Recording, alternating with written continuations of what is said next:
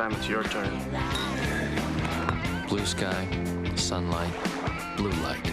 At Watson's this weekend, over 1,000 home cinema chair combinations will be offered to the public at incredible savings. Many of these items were purchased from the factory at 30 to 70 cents on the dollar. Choose from single seating theater chairs and 5 to 7-piece complete sets. All factory price to sell now. 10 models are priced $3.99 and no more than $19.99. Dozens of colors and fabrics, including leather, from the best industry brands like Flex Steel, Elran, and Beach Manufacturing. Plus, get no payments, no interest for 6 months. Only at Watson's.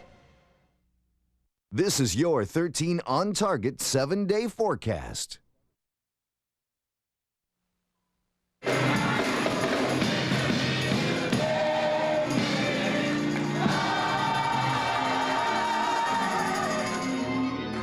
Brothers and sisters, they are lost souls, and there are souls who have lost. They've lost something valuable, something precious, and they lost it with one out in the bottom of the 8th. There is pain. Oh, yeah. But we do not need to struggle with the pain anymore. No! No, sir, for redemption comes in many sizes and shapes, and tonight it comes to us in the shape of a football. The Patriots are our salvation. They are reviving the glory and the righteousness of 2001. Have you seen it? Oh, yeah! But what then of these Broncos? The Almighty may have struck down 2 of their quarterbacks, but he has also blessed them with the advantage of altitude. Thin air, no air, I don't care. Suck it up and play a game. Brothers and sisters, are you prepared to release your pain? Are you willing to keep the faith? And are you ready for some football?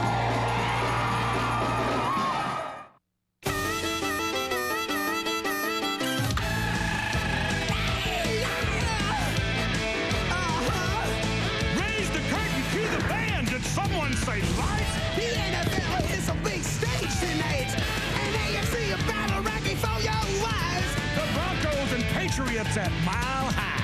Your ticket is punts. The stars are in sight. Everyone comes to play on Monday night. Hit it! Come on! Come on! Hit it! Get out!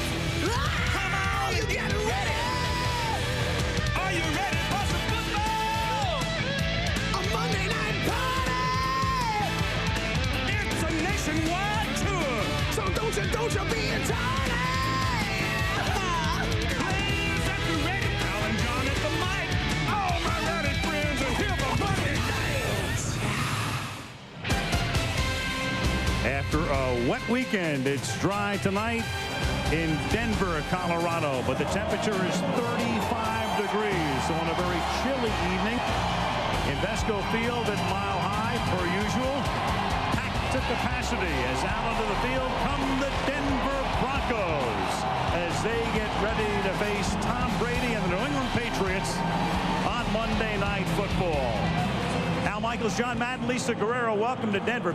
Well, the season could not have started more ominously for the New England Patriots. Just before opening day, they released their leader, their Pro Bowl safety, Lawyer Malloy, and the team went into Buffalo after Malloy had signed with Buffalo, and they get killed 31-0. But they rebounded the next week to beat Philadelphia, and here they are at the halfway mark, 6-2, coming into Denver, and Bill Belichick's team with a win tonight would be a game and a half in front of Miami in the AFC East.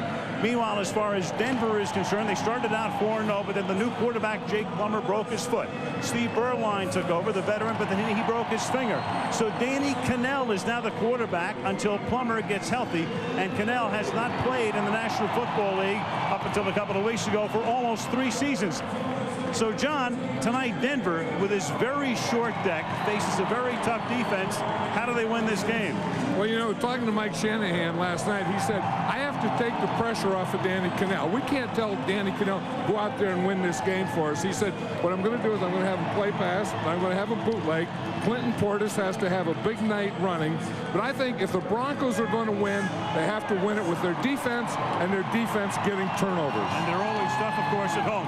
As far as New England's concerned, we've been watching Bill Belichick for years. When you look at him on television, he's expressionless and he's emotionless and shows no passion, but we know him. He's a good guy. He's a heck of a coach. What's his secret? Well, I'll tell you what his secret is. He's very bright, and he always changes. You know, Bill Belichick will change his defense from game to game. And then within the game, he'll change it from down to down.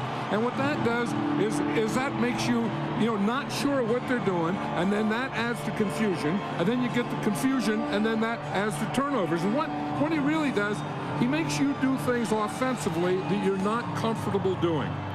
Good chess match tonight, and a pretty good football game as well. And among other things tonight, the linebacker for the Broncos, Al Wilson, will be mic'd up as we get ready for New England and Denver on Monday Night Football.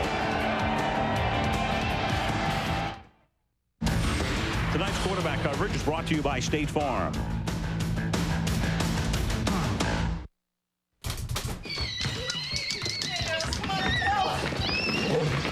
Mom! Hey, Mom, I'm out of here. You're a two-car family, and you're one car short. Now, your State Farm agent can help with information on auto loans and leases, as well as competitive rates on auto insurance. Talk to your agent today. We live where you live. Whose mom's driving next week? Take a swing on the wild side with Las Vegas, the PGA Tour, and ABC Sports. Watch the Tour Championship, and when prompted, identify the leader online at ESPN.com, keyword Las Vegas, for a chance to score a trip to Golf Vegas. Don't miss the top 30 players competing at the Tour Championship presented by Coca-Cola this weekend on ABC Sports. Who will be picked for tonight's Monday Night Football horse trailer and also be Snickers' hungriest player?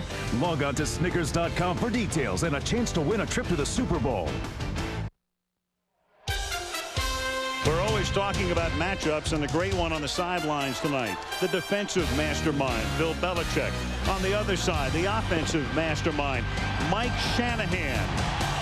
Monday Night Football from the Mile High City, and Skycam is with us to provide compelling views of all the action.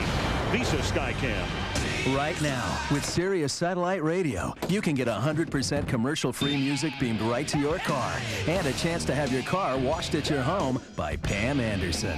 Get 100 channels of music, sports, news, and maybe even a sparkling clean car. Enter the All-Access Pam sweepstakes today. You know, this works in the house, too. Get serious and get Pam. Seriously. Sirius Satellite Radio. Everything for your car and home for just $149. ABC Sports welcomes you to the following presentation of the National Football League.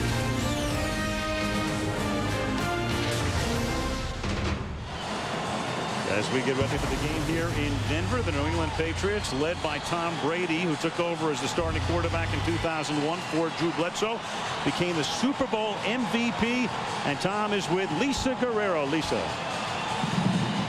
Thanks, Al. Throughout the course of the season, every team has to deal with adversity. But as you mentioned, Patriots players were dealt a big blow 2 days before their season even began. Bill Belichick surprisingly cut Pro Bowl safety Lawyer Malloy. Now, all of the experts thought that was going to tear the Patriots season apart. But last night, Tom Brady told me how his team was able to hold it together. He was a team captain, and everyone loved being around Lawyer.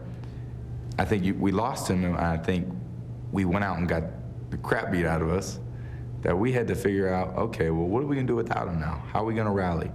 And a lot of other guys have really stepped up. And at a time like that, when a team is vulnerable, I think that gives other guys great opportunities to step to the forefront and become leaders. And some of the younger guys have really stepped in and done a great job. Well, those young guys are going to have to continue to step up. Pro Bowl defensive tackle Richard Seymour is out with what the Patriots are calling a leg injury. So rookie Dan Klecko will get his very first start tonight. Dan Klecko, the son of Joe Klecko, the former Jet. as Adam Vinatieri gets set to kick off for New England. Pregame fireworks, and so the smoke's still clearing on this 35-degree early evening. Chris Cole is back to receive for the Broncos, who have lost 3 out of their last 4 and trying to get it turned around before their bye week.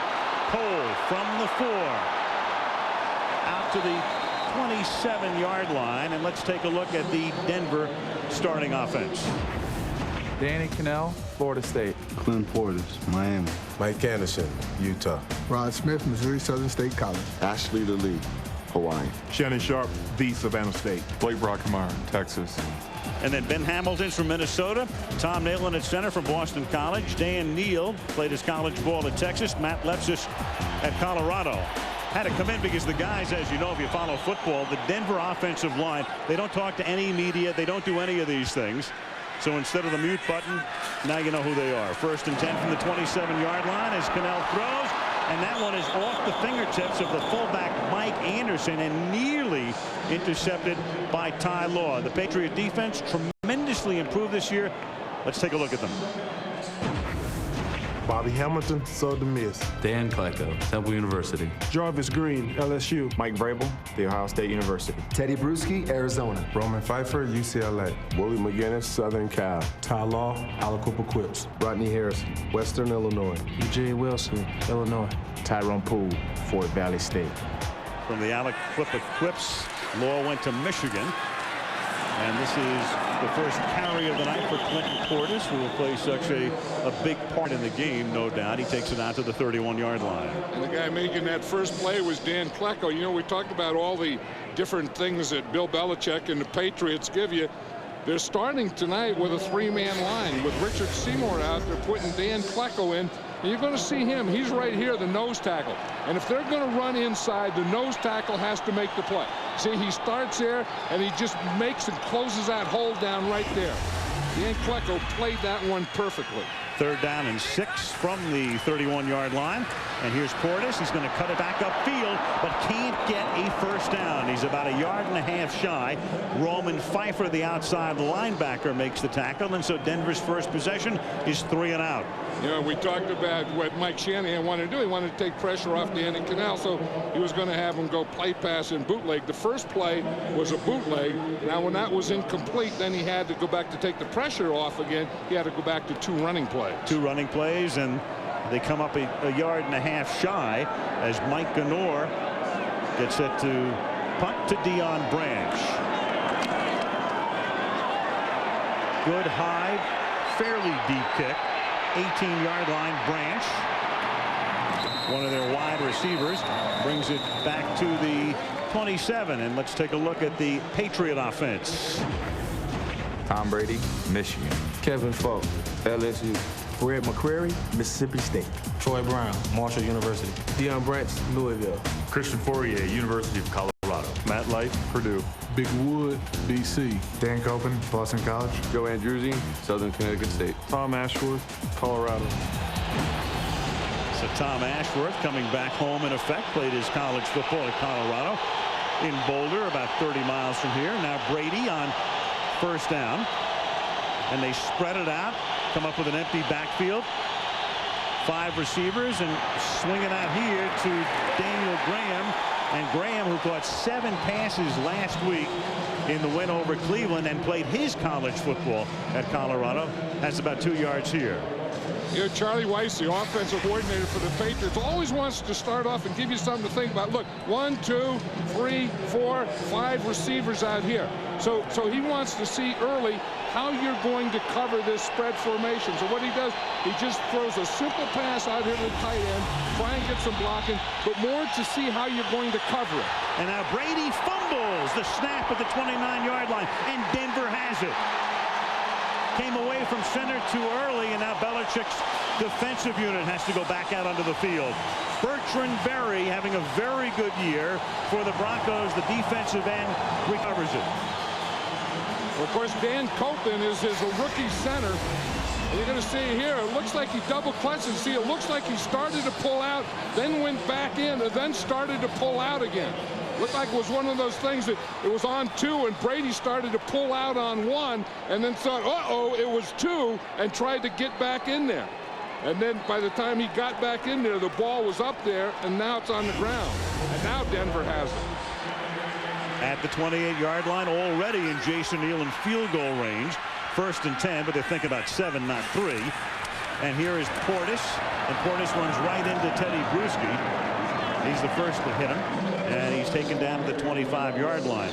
Danny Cannell played his college football at Florida State under Bobby Bowden, and then he went to the Giants, and he was a starter for a couple of years, and then he goes to Atlanta, and he's the backup, and then he's out of the National Football. He plays baseball, plays for the Newark Bears, independent, makes $1,200 a month, plays in the Arena League, doesn't last very long there, and winds up with Denver in training camp, gets released, and then comes back. And here he is on Monday night, 2nd and 6, handing it to Portis. So it's been a long and winding and unusual road for Danny Cannell, John. And Jake Plummer, of course, is their #1 quarterback, the former Cardinal, who had gotten off to a good start. Broken foot. They hope to have him back after the bye in 2 weeks. I talked to Jake a couple of days ago, and there was a freak way he broke that foot. He said that, you know how when you take off your shoe and you kind of put your toes underneath and crack the knuckles in your toes? He said he did that and he felt a pop and he broke his foot. I said, man, that is weird. But anyway, he said he's getting better and he's going to be back the week, after the bye. Sounds like something that Favre would try. 3rd and 6, as that's caught by Rod Smith at the 15-yard line for a first down. What's with the Denver quarterbacks? I mean, Brian Griese hurt himself a couple of years ago tripping over his dog. Jake Plummer hurts himself trying to crack his toes. Yeah, I don't know that. I've seen guys do that. I've never tried that one, but he said he's been doing it all his life. And then he said even after he broke his foot, he didn't realize that he was always cracking his knuckles that way, the knuckles in his feet. That's weird. 1st and 10 at the 15-yard line as the Broncos try to cash in on the turnover, and it's Portis squirting through the hole and into the end zone. He went right off the right side of the center, Tom Nalen, and in from 15 to give Denver the lead. Yeah, Bill Belichick was saying that's what we have to take away, that zone play that they use right here. You just watch it. They just zone block it, and he just comes right down. He finds a hole. It's just a pick a hole. And once Clinton Portis sees that hole right there, he has the moves and then the speed. This guy is a heck of a back. That's the first touchdown the Patriots have given up in the first quarter since the opener against Buffalo. Elam boots it through, and they cash in on the Brady fumble. 10:51 left in the period. Denver on top on the Portis touchdown run.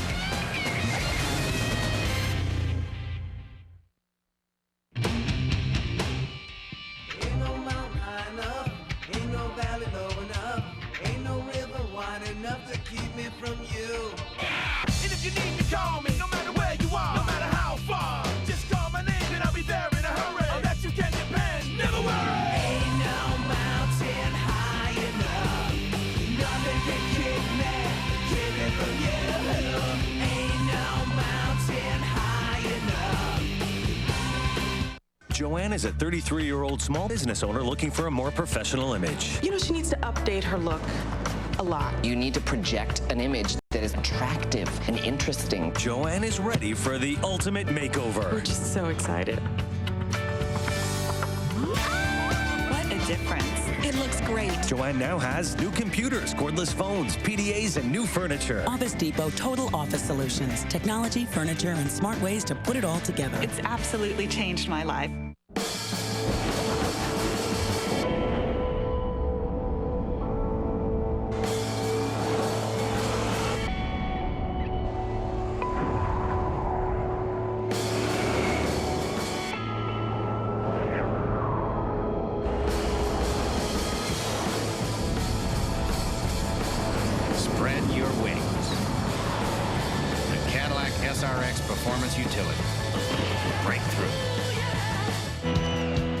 Monday Night Football from Denver is being brought to you by Coors Light, the official beer sponsor of the NFL. Cold down easy. Visa, if you love the NFL, it's everywhere you want to be. Office Depot, what you need and what you need to know. And Cadillac, bold vehicles, defying convention. Downtown Denver on this Monday night, chilly night. Yeah, we're talking about what the Broncos had to do, and they just did it. They had to get turnovers from their defense and a good running game with Clinton Portis. Fumble by Brady, the touchdown by Portis. The kick fielded at the 8-yard line by Bethel Johnson. Good-looking rookie out of Texas A&M, also one of their wideouts when they go 3 and 4 wide. Yeah, if we watch this touchdown run again, watch the center, Tom Nail, in here. If you're going to get a good run, you have to get up to the second level and get that linebacker. And watch how the center does it. A man over him, he gets up right now. Right here, he gets Roman Pfeiffer. Now, by getting Pfeiffer there, that let Clinton Portis make that cut to get in the end zone. Meanwhile, take a look at the Brady fumble. It looks like he winds up with a football. It looks like he's cradling it, but they came in and said no, and he didn't put up much of an argument. Now Brady throws, and that pass is incomplete. Intended for Deion Branch. The Denver defense is number 2 in the league coming into the game. Here are the starters.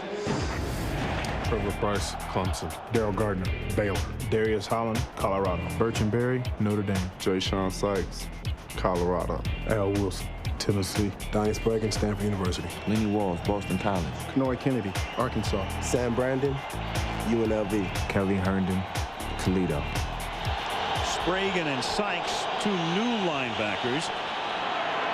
As this is Antoine Smith going to the outside, and the reason, of course, is they lost Ian Gold a couple of weeks ago for the season, and then John Mobley in a scary incident in Baltimore last week, bruised spinal cord. He's out tonight, and when he'll return, if he does return this year, is still up in the air. And the guy that took his place at Donnie Sprague on that last play made a heck of a play. And talking to Larry Coyer, their defensive coordinator, he said one thing that Sprague gives us, he's a bright guy, and he's much more physical. He's a bigger guy than either Ian Gold or Mobley.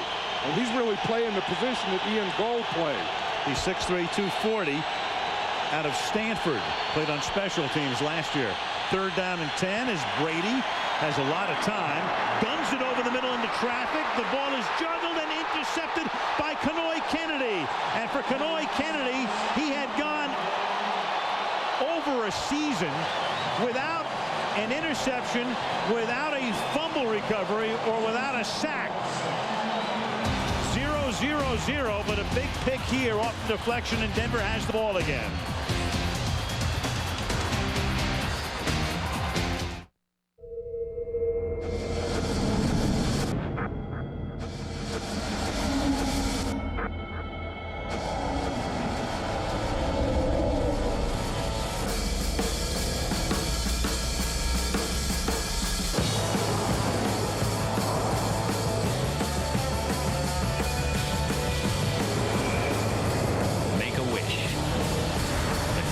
SRX Performance Utility. Breakthrough. We're gonna go out there and win, right? Right. We're Bears! Yeah. And what are Bears? Hungry! Yeah! You guys hungry? Yeah! So let's go out there and beat them! Go,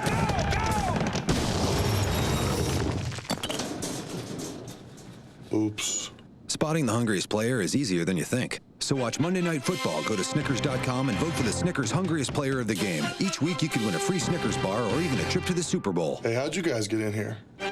Hungry? Grab a Snickers. I got it, Coach Gruden.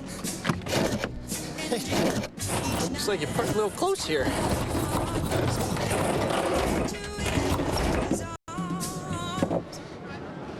You think I could get some tickets to the game? What do you think? If you really want tickets to the game, just use your Visa. It's the card you know they'll take everywhere you want to be. Here we go. Visa, proud sponsor of the NFL. There are places I remember. Life has rules, but no simple answers. Why did this happen? Now a family must find the strength to carry on. In my life. The special 1-hour return of 8 Simple Rules, Tuesday at 8/7 Central on ABC. Are you ready for some football? Good matchup next week. Lambeau Field is the site for Monday Night Football. The Packers off that win last night against Minnesota. The Eagles are hot now. Philadelphia and Green Bay next Monday night. That's a good one as Portis begins this drive now by taking the ball up to the 39-yard line after the interception. Clinton Portis, just another in this long line of great running backs that the Broncos have culled from the draft over the last few years, John. Yeah, but he's different from all those other great running backs because those guys were take one cut and run the ball downhill. They tried to get Clinton Portis to do that a year ago. You know, just make one cut and then downhill. And Clinton Portis says, I'm not that kind of runner. You know, that I make moves, and he has moves and speed, and he's different than those other Bronco backs. And I think the coaches finally agreed with him.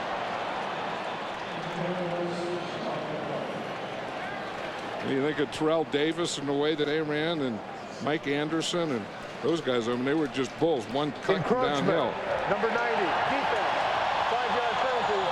Still, second down. That's Dan Klecko, and Pete Morelli makes his Monday night debut. He's in his first year as a referee. Pete's been a field judge over the last 6 years, so his moment now in the spotlight. And let it be duly noted, the first call was encroachment. Right, and against the nose tackle, and you know, one of the dumbest penalties in football. You wonder how the guy lining up over the ball can jump before it's snapped. 2nd and 1. Here's Portis, and John was talking about what amounts to overcoaching, and here's what Clinton had to say about that as he picks up the first down. If the head coach telling you one thing and the offensive coordinator telling you another, and your running backs coach in your ear yelling about get outside, and then the offensive line coach telling you missed a read, you know, it's like 4 people coaching, and then it's all like wah wah wah, you know. So I realized none of them ever played running back, and I probably need to go out and try to do what I can. Makes sense to me. Yeah, instincts should always take over for a running back. Like a guy with 4 bosses. 1st and 10, caught on the run. First down and a lot more for Rod Smith as he's finally forced out of bounds at the 29-yard line. Yeah, if you're going to play running back in this league, we know that you have to be able to run, but you have to be able to pass protect. If you can't, they're going to take advantage of you. And watch Clinton Portis here. This is pass protection. He gets jolted on the first block. Watch here. He's going to get jolted, go back a little, and boom, come right back and finish it off. And let Danny Cannell get rid of the ball. Watch the boop, and then another one, and then boop, recoil and do it again. And the guy he took care of was Mike Vrabel, who had 3 sacks last week against Cleveland. Now they run the draw, and it's a nice play to stop him in his tracks, just about at the line of scrimmage, as making the tackle right there for the Patriots was Willie McGinnis. You know, and Mike Vrabel weighs 261 pounds, so you're not talking about, you know, a smaller type linebacker. You're talking about a guy that at one time was a defensive lineman. In fact, Mike Vrabel is kind of half linebacker, half defensive lineman, because he can play both. He will drop, but he's a much, much better pass rusher. Broke his arm earlier this season. The Patriots and the Broncos, for that matter, really both decimated by injury, which makes their records even more impressive. Portis to the outside. With Denver, we've been talking about the quarterback situation. When you lose your starter and Plummer, then you lose Burline. And defensively, when John Mobley and Ian Gold go out, and then Ephraim Salam, their starting left tackle. And then as far as New England is concerned, the amazing thing about New England is that Belichick's been doing this with glue and paste. They have started 39 different players this year, most in the league. And when a team normally starts the most players, their record at this point is usually about 1-7. Yeah, but you know, he gets those guys and he puts them in a position where they can be successful. 3rd down and 8 from the 26-yard line. And the pass is knocked down, knocked away, intended for Rod Smith, and Tyrone Poole, who played with the Broncos last season, knocks it down, and Jason Elam will come in to try to tack on 3. Yeah, here's Tyrone Poole up here, and you see he's gonna back off. It's just a zone, and he's just waiting out there. That wasn't a man-to-man. He just had that deep outside, and Rod Smith came into his zone. Jason Elam, who has missed only 1 field goal this year. This one a 44-yard attempt. Mike Anor puts it down. The ball is hooking, and it is no good. So in his 19th attempt of the season, he misses for only the second time. They can't cash in here. The lead stays 7-0 Denver. Sometimes in the face of insurmountable odds, unlikely heroes are born.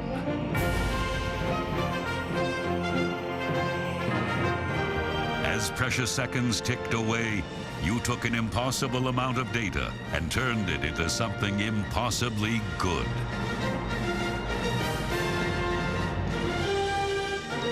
You have the new Microsoft Office system. Victory is yours.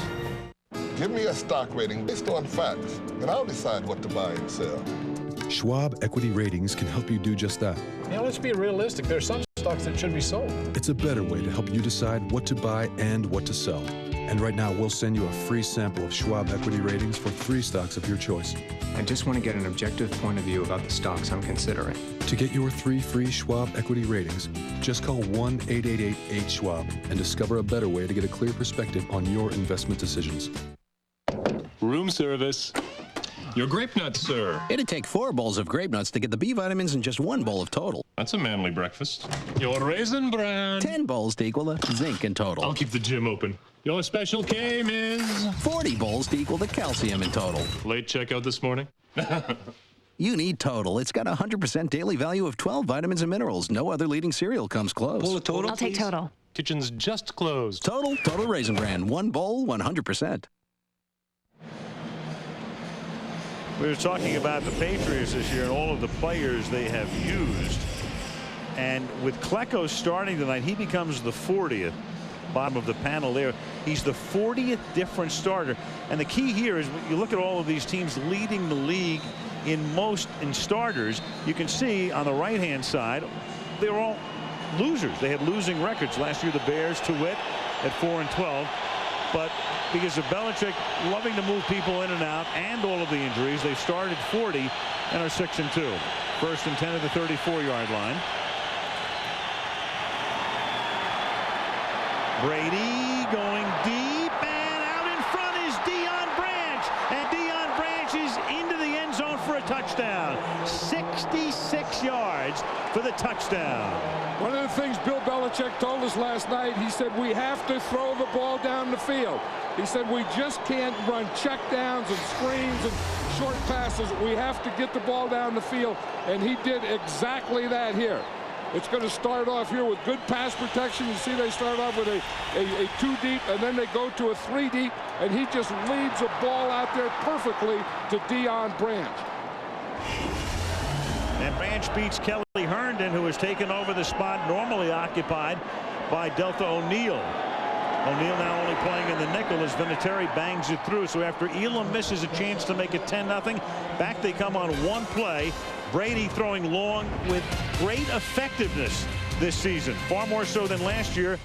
Case in point right there, tied at 7.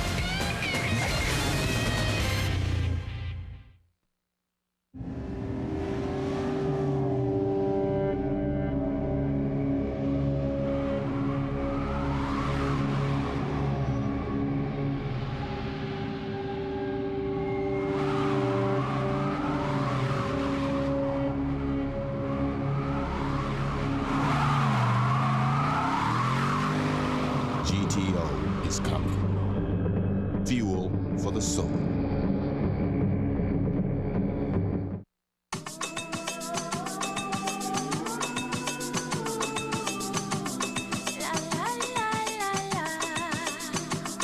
Hey mama, this that beat that make you move, mama. Get on the floor and move your booty, mama. We the blast masters blasting up the drum. Cutie, cutie, make sure you move your booty. Shake that tin in the city of sin. And hey, shorty, I know you wanna party. The way your body looking make me really feel naughty. Somebody's gotta feel this. Somebody's gotta feel this. Somebody's gotta feel this. Somebody's gotta feel this.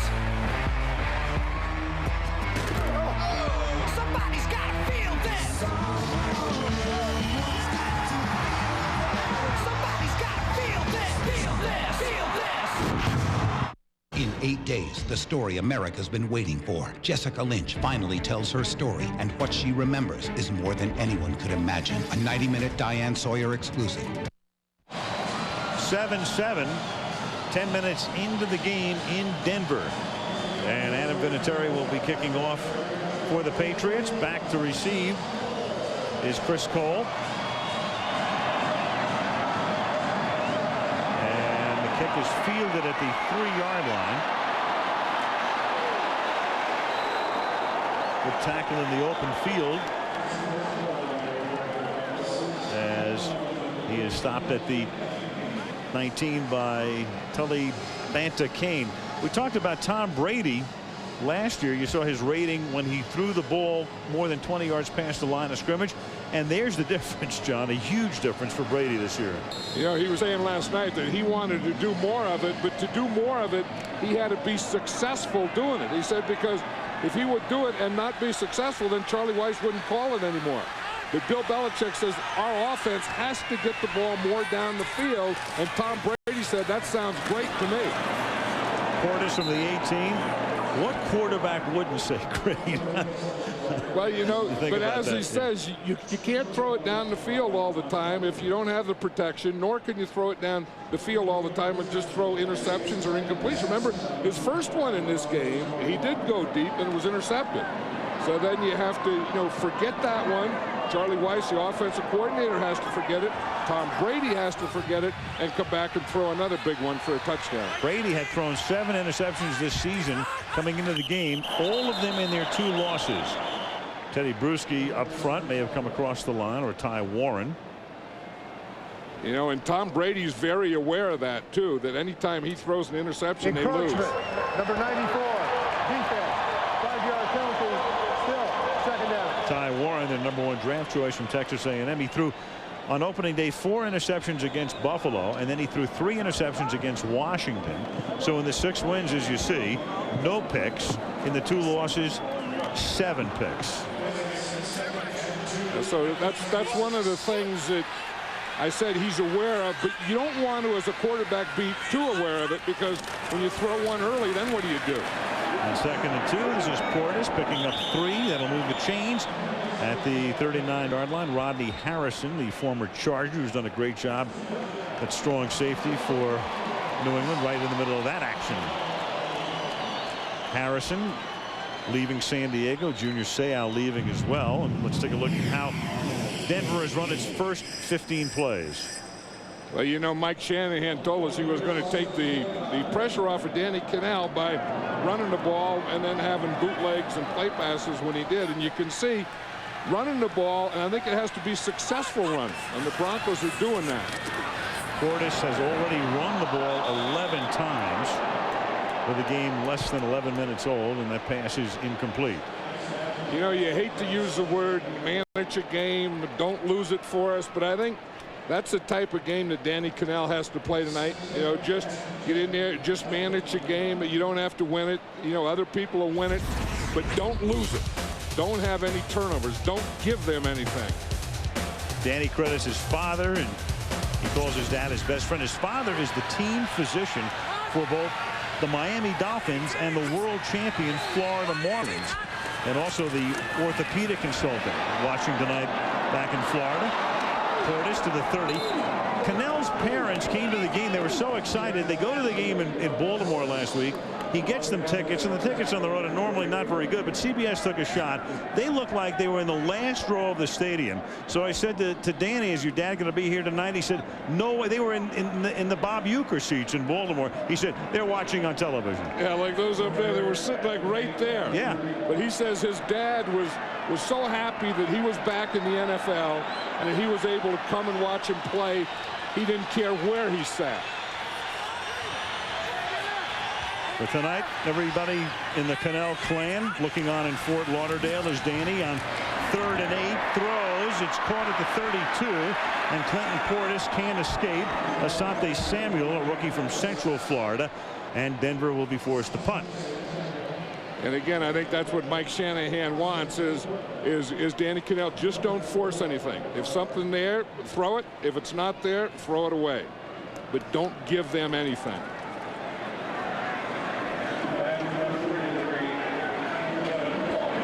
Ganor to punt.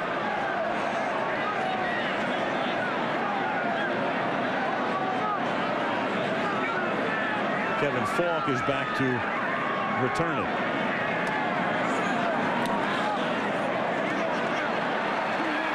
Short kick, fielded by Falk at the 29.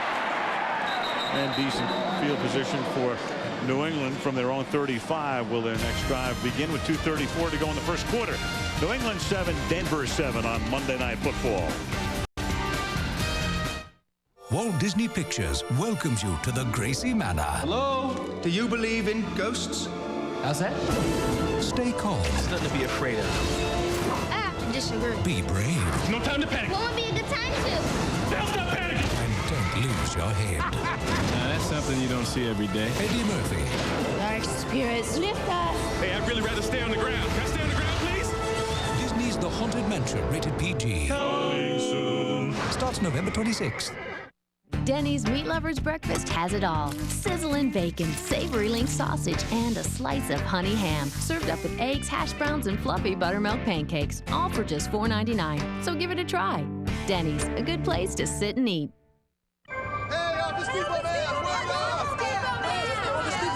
When you can't get to Office Depot comes to you. But please, you do need to order in advance. Shop online, by phone, or in-store, and we'll deliver the next day for free. A woman's plastic surgery doesn't go as planned. What have I done? But was the risk worth the reward? A powerful new extreme makeover. 9/8 Central, ABC, Thursday. The biggest names in music on the biggest music show of the year, the American Music Awards Live. Watch it Sunday, November 16th, hosted by Jimmy Kimmel, only on ABC. Hi, this is Clint Portis, and this is my Monday Night.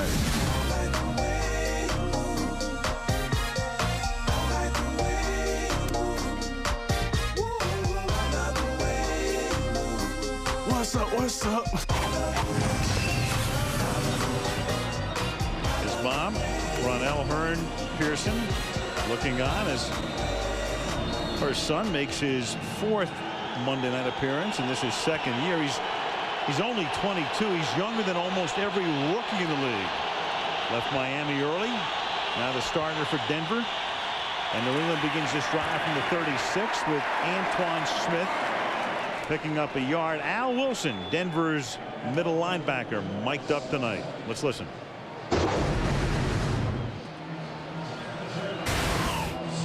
Oh, yeah, Don, we want to welcome you to this wonderful occasion. You know what I'm saying? Because it's going to go down tonight, homeboy. Just get in that car and ride with us, dog. Hey, man, it's on us tonight, dog. Playmakers, we make plays. Welcoming Donnie Spragan. Donnie Spragan's playing well so far, and their defense has been playmakers with two turnovers so far. But their defense right now trying to get the right personnel on the field, and they're forced to take a timeout. I wonder if you'd want to hear that mic'd up right there. We'll keep it in the archives. Al Wilson in the middle, first-round pick in '99 out of Tennessee. And of course, Ian Gold was really coming on, developing into one of the very best in the league. Gone for the year with a torn ACL. Mobley, we talked about earlier, his return is questionable right now as to when. And so Sykes makes his 2nd NFL start. Spragan makes his 1st start for this Denver defensive unit, which coming into the game, as I mentioned, is 2nd in the league in total defense, which means fewest yards. The team leading the league right now in defense, Dallas. Unbelievable. It's just, I mean, what the job that Parcells has done is, I mean, we always knew Bill was very special, but this is crazy. Well, I think we have some of the same things that we're seeing here tonight. I mean, offensively with Mike Shanahan, defensively with Bill Belichick, Bill Parcells. Those kinds of coaches do those kinds of things. 2nd and 9. Brady guns it. Too far, intended for Deion Branch, and a flag is thrown in the secondary. And you can tell by the reaction that it's going to be a pass interference call. And the Denver Broncos in 6 defensive backs, which they call dime, but they're signaling that that's pass against interference. Number 87 on the offense. It is pass interference, but offense. So those still 2nd down. Those boos turned very quickly to cheers. David Givens was pushing off.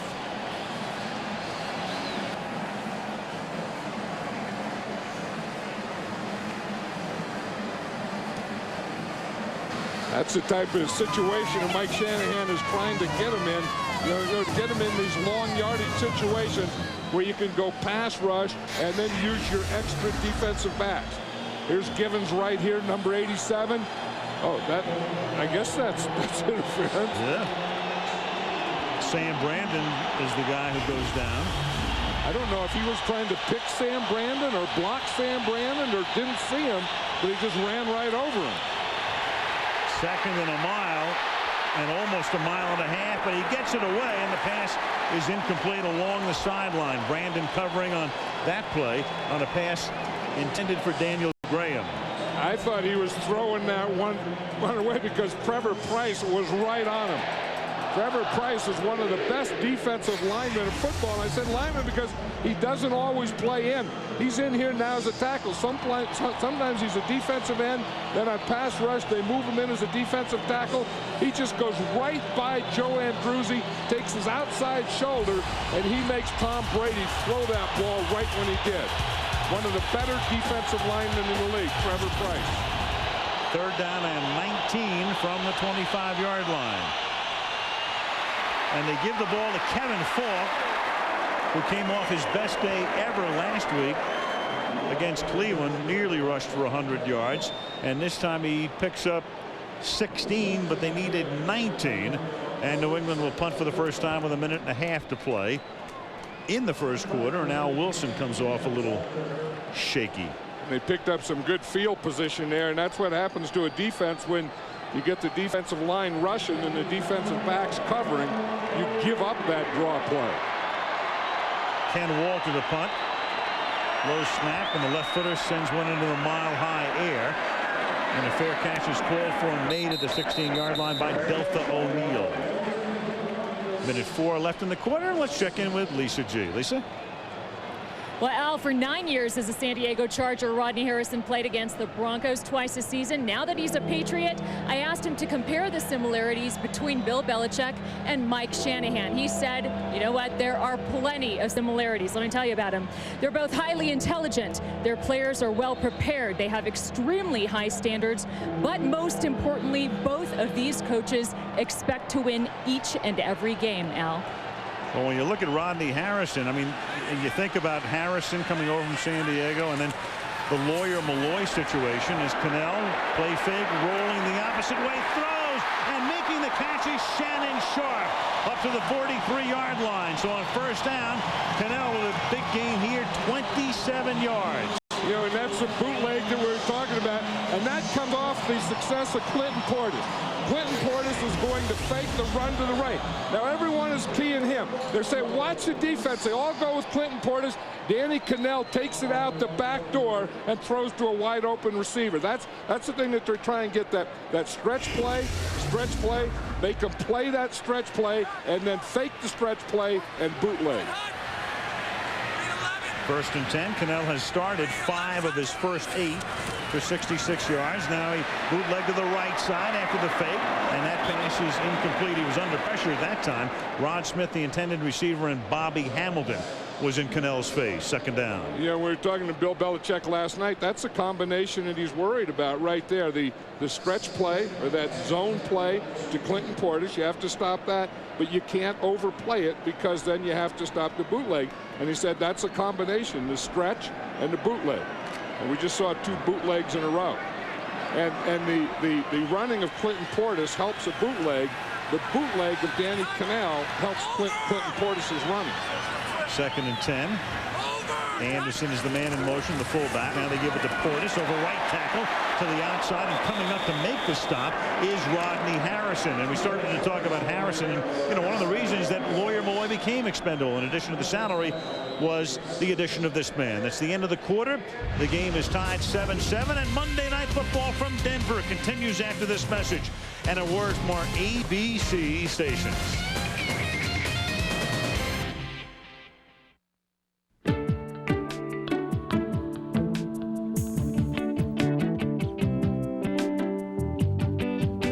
As your family grows, so do their needs.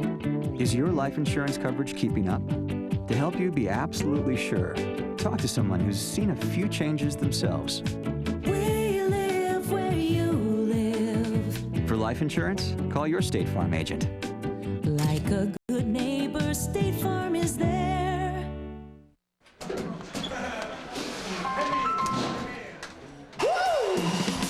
It's not unusual to be loved by anyone. Mom, come on, I'm still at practice. Sorry, buddy, I thought you just want to see the man. Send the picture to your daughter. So hot. Maybe you should just call her. Be there with T-Mobile. Families talk free. Extra lines just $10. T-Mobile. Get more. Playing at Lambeau in the winter has its good points. Great fans. Lots of tradition. And you're completely numb before anyone gets the chance to hit you.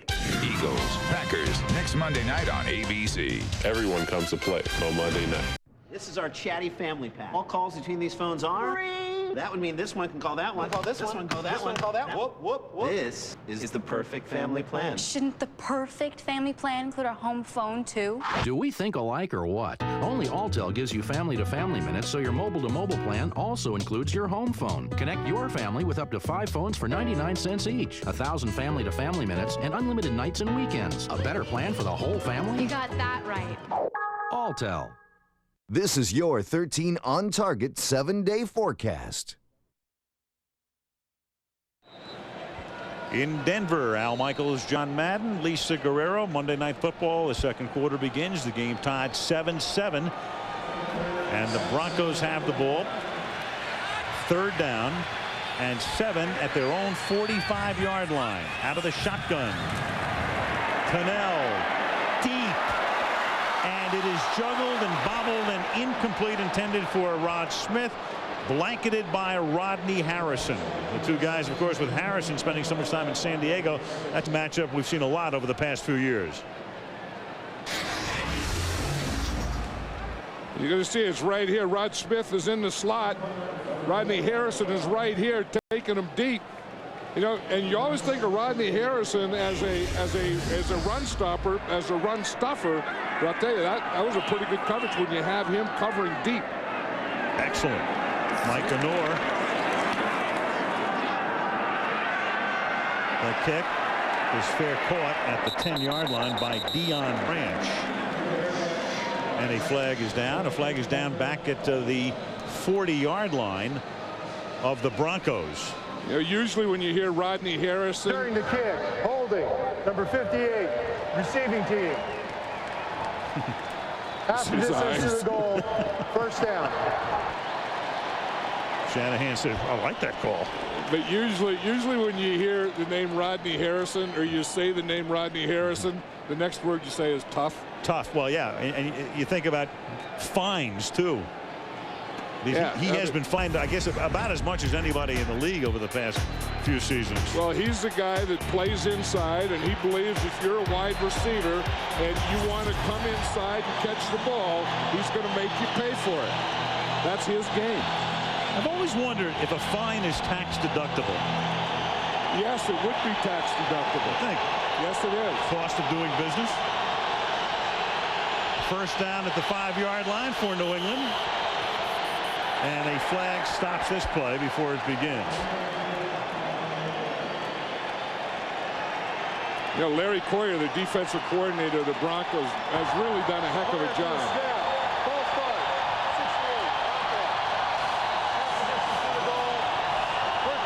You know, as you were saying, the Denver Bronco defense, there's Larry Coyer right there, is number 2. But the thing that he wanted is more turnovers. He said, we're playing good defense. He said, our defensive line is playing well. The linebackers are playing well. We have some adjustments there. The secondary is playing well. We're just not getting enough turnovers, and that's what they've been concentrating on. Coyer was the linebackers coach and then was elevated when Ray Rhodes decided to leave. Ray now in Seattle.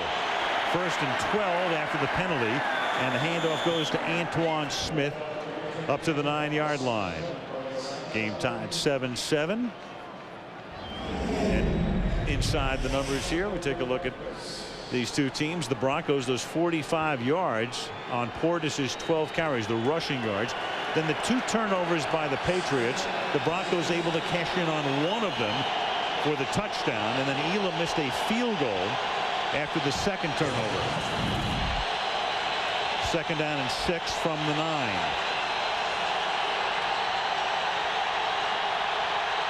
Wilson shows blitz, and here he comes. It's a toss back to Falk. And he's able to turn the corner up to the 11-yard line. He's about 3 yards shy of the 1st down.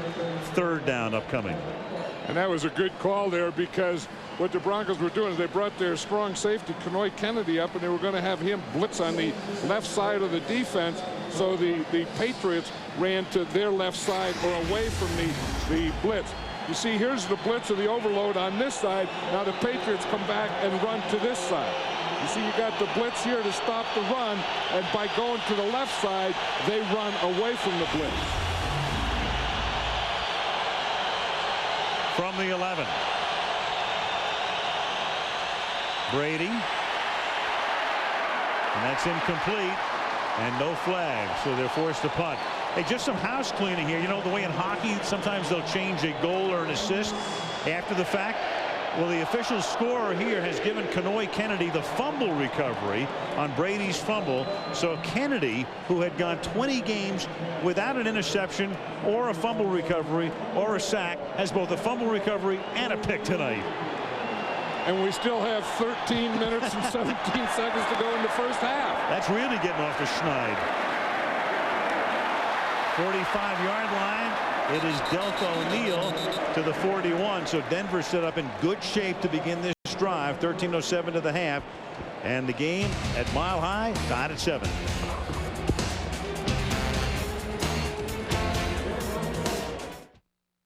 There we were planning our vacation online. That's when the pain started. Digititis is a repetitive stress injury, just like carpal tunnel syndrome, except different. Basically, it feels like a fleshy fireball on the end of my hand. We're seeing an explosion of this with all the double clicking that's going on. If we catch this early, we can help. Searching for a great airfare online doesn't have to be a pain. Just go to southwest.com for our $39 to $99 internet specials when you purchase by November 13th. You are now free to move about the country.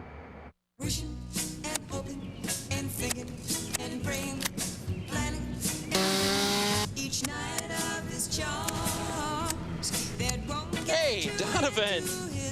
Surprise! It's not my yard. Oops. If you really want tickets to the game, just use your Visa. It's the card you know they'll take everywhere you want to be. Visa. Hey, you! Proud sponsor of the NFL.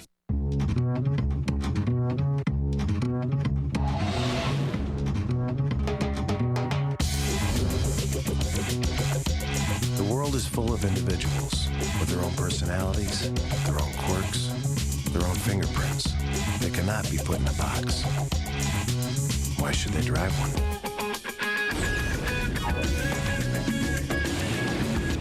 The V6 Nissan Altima.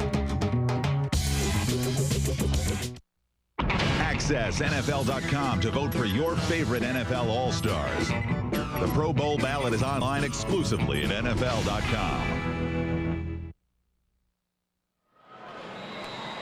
Colorado State Capitol, not far from Invesco Field at Mile High, which is filled to capacity, as was the old Mile High Stadium year after year. Broncos on Monday night against New England begin this drive at the 42-yard line, 1st down. And Cannell, nice bootleg buying a ton of time, and it's caught for a 1st down by Rod Smith to the 29-yard line. Tackled by Tyrone Poole. That's a gain of 13. And again, that's that same combination of Portis run, and if that's successful, then you just fake to him to the right, coming this way, and you make the fake here, then you come back here as a quarterback, Danny Cannell. Now watch the defense, how they all react to the right to Portis, and watch how free Danny Cannell is to look, to find his guy, and to throw the ball on the backside of Clinton Portis. Smith's 3rd catch of the night for 48 yards. Back to the ground. Portis spinning, picking up 4 to the 25-yard line. Portis has now carried the ball 13 times, and those 12 carries in the 1st quarter takes us back to the Terrell Davis era. 1997, when Davis carried 13 times in the 1st quarter. this guy's a special guy. I mean, I am as impressed with Clinton Portis as I am any running back in the league, because he has the moves, he has the quickness, he has the speed, and we've seen him block. He'll do that too. 2nd down and 6 at the 25. Cannell to the end zone and out of the end zone.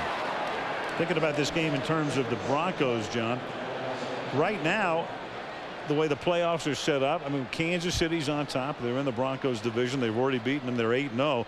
So Denver has to be thinking about a wild card. If they can get through this one with a win, the bye week, then you probably get Plummer back.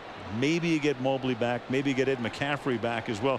And their schedule in the second half is pretty soft. Yeah, and that's what they have to think about. You know, they can't worry about Kansas City now. I mean, they have to worry about tonight, get through this Patriot game, get to your bye, get Jake Plummer and the guys back, and then go on from there. And that's what Mike Shanahan has them thinking.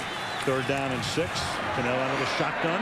Swings it to the near side, and that one is much too high. Intended for Quentin Griffin, much to the displeasure of the audience. Yeah, it was interesting. The last thing Bill Belichick said to us last night before we left, he says, you know the biggest thing in this game tonight? He said the biggest thing that worries me, he said, it's Mike Shanahan. You know, and usually it's a player, it's a play, it's an offense, a defense.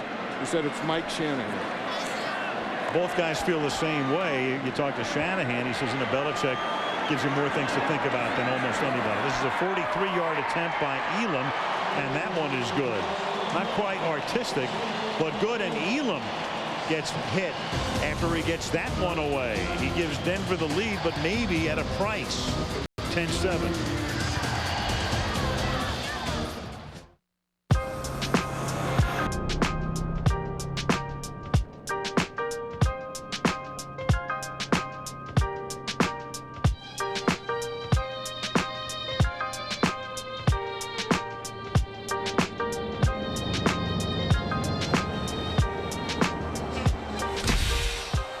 Going my way.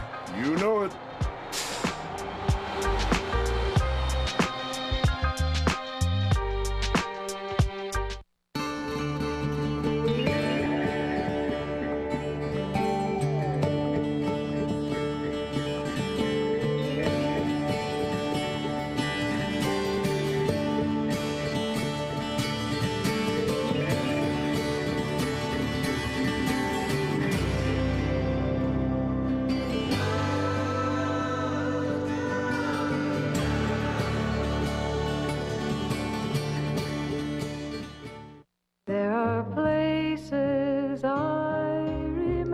Life has rules, but no simple answers. Why did this happen? Now a family must find the strength to carry on. The special 1-hour return of 8 Simple Rules, Tuesday at 8/7 Central on ABC. Thursday on a new threat matrix.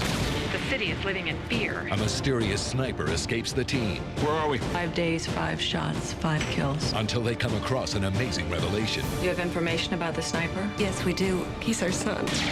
A new threat matrix. Thursday, 8/7 Central on ABC. Jason Elam is on the sideline. He doesn't kick off anyway. Mike Anor does, but take a look at what happened after he boots this 44-yarder through a 43-yard field goal for Elam. Looks like a groin pull. Yeah, it's his right groin. So he's trying to walk it off. And we'll just have to wait because Mike Anor is the kickoff guy to begin with. And that's why he's the kickoff guy. 11:29 to go in the half. And Lisa, what do you know about Elam?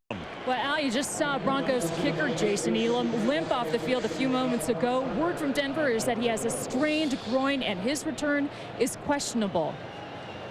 And that's big in a game that figures to be very close because he is one of the very best.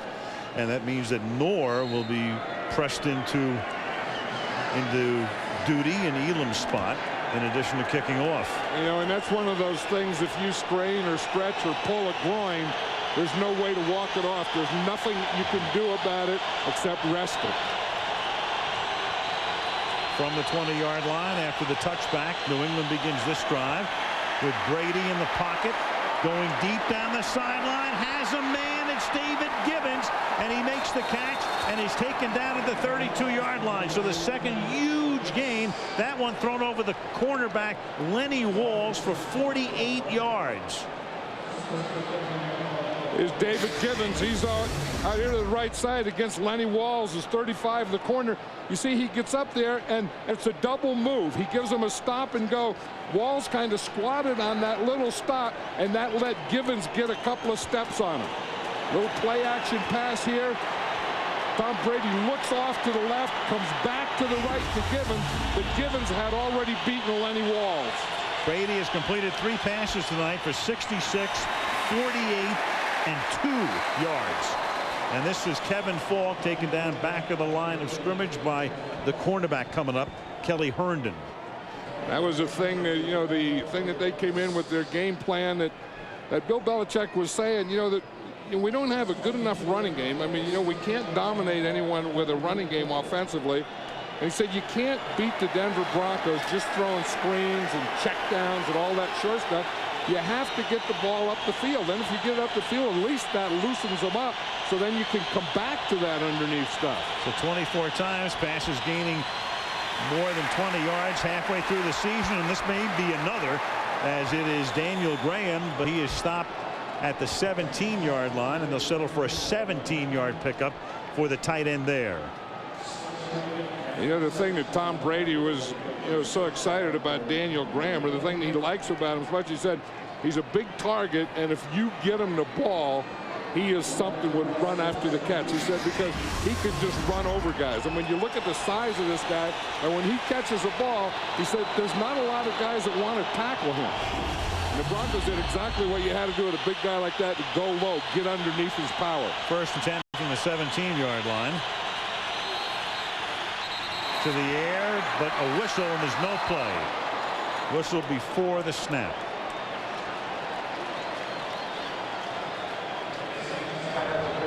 Prior to the snap, false start. Number 72 offense, 5-yard penalty, still first down. Matt Light takes them out of the red zone and back to the 22-yard line. But isn't this the area that you look for Christian Fourier anyway? You know, that it's like the Green Bay Packers, when they get down there, they're going to throw to Bubba Franks. When the Patriots get down there, they're going to go to Christian Fourier. Now they're out of the red zone. Right, back out they are at the 22-yard line, first and 15. And Fourier's on the sideline. He's the red zone guy. Daniel Graham comes back in, first and 15.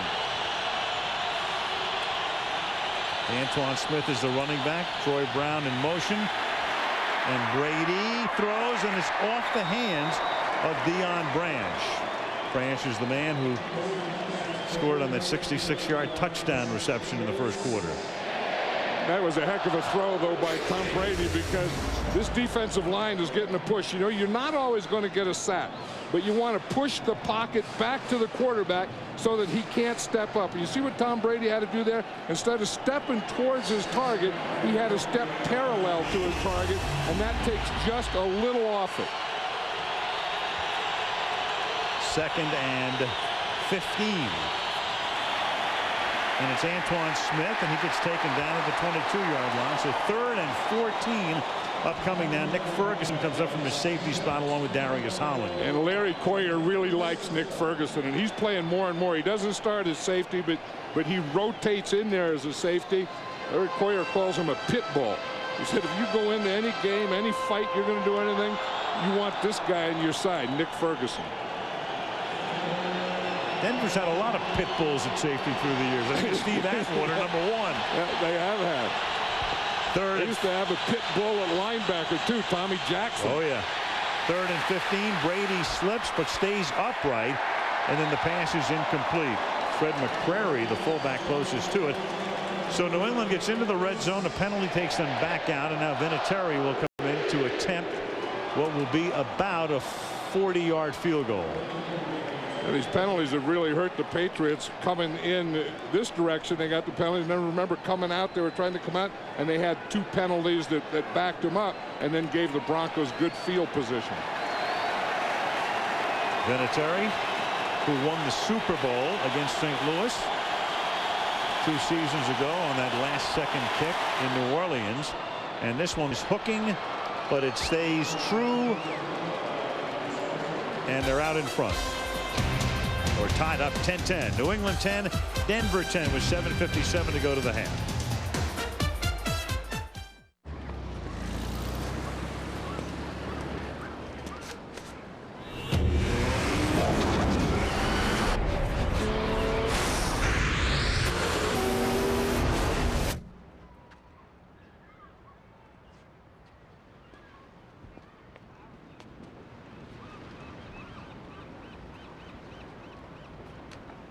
The 265 horsepower Nissan Maxima.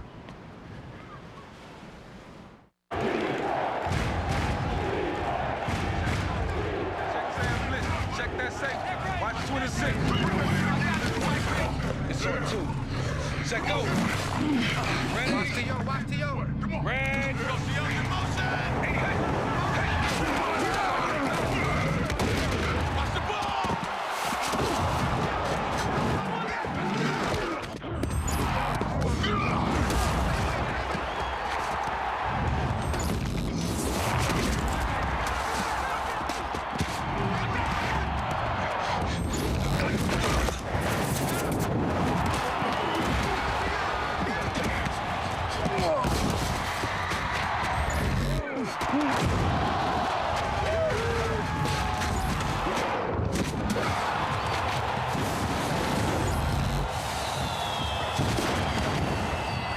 You were gonna block. Man, I thought you were gonna run.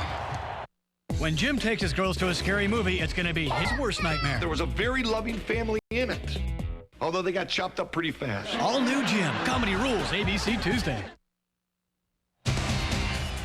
Next Monday night, we go to Lambeau Field in Green Bay.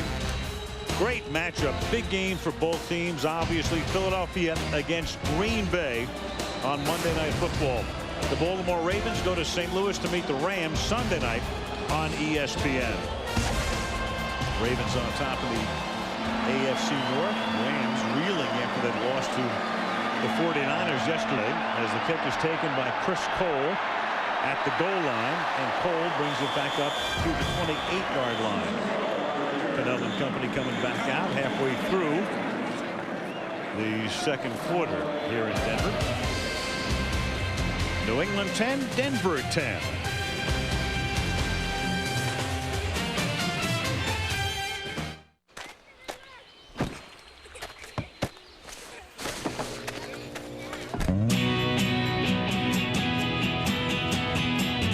Introducing the new full-size 305 horsepower Nissan Pathfinder Armada. It's got room for 8 people and all their stuff. It's a full-size SUV for your full-size adventures.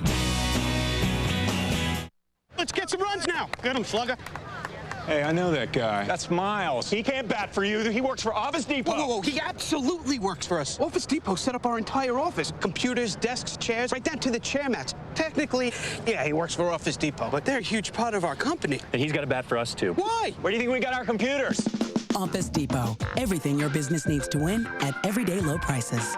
Now get $50 off any furniture purchase of $299 or more and get no interest financing for a year. This chick's rocking your bro on the dance floor.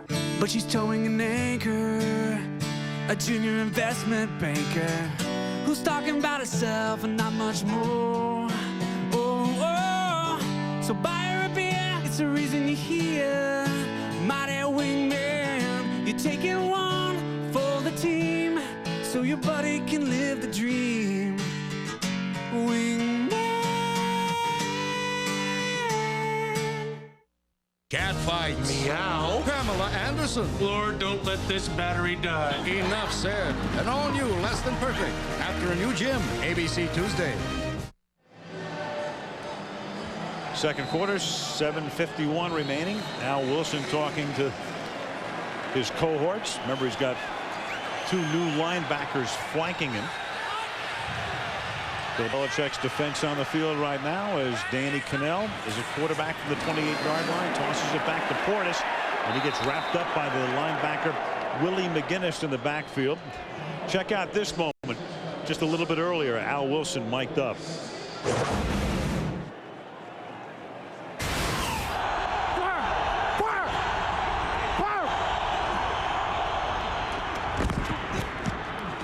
down there. What about it? You can get out with it. No, I did my job, dog. I did my job. No, I'm saying you saying what? No, I was trying to pick up my damn mouthpiece, man. And they snapped the ball on me. I'll tell you, things happen out there in the field that you never think about. His mouthpiece, the other guy, he's picking up and the ball snapped, and here they come right at him. 2nd and 13. If it was a fight, the referee would have momentarily halted it. Intended for Ashley Lilly. That pass is incomplete. 3rd down. I think that could be the first pass intended for Ashley Lilly, isn't it? First time they've looked his way, and he has not caught one tonight. And it's 3rd and 13. Yeah, but it's good to see old Barrel Man back.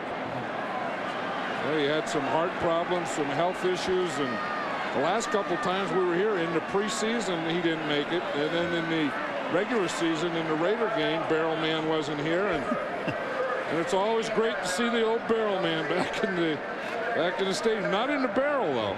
He's so popular, he's signing autographs. They have Barrel Man cards.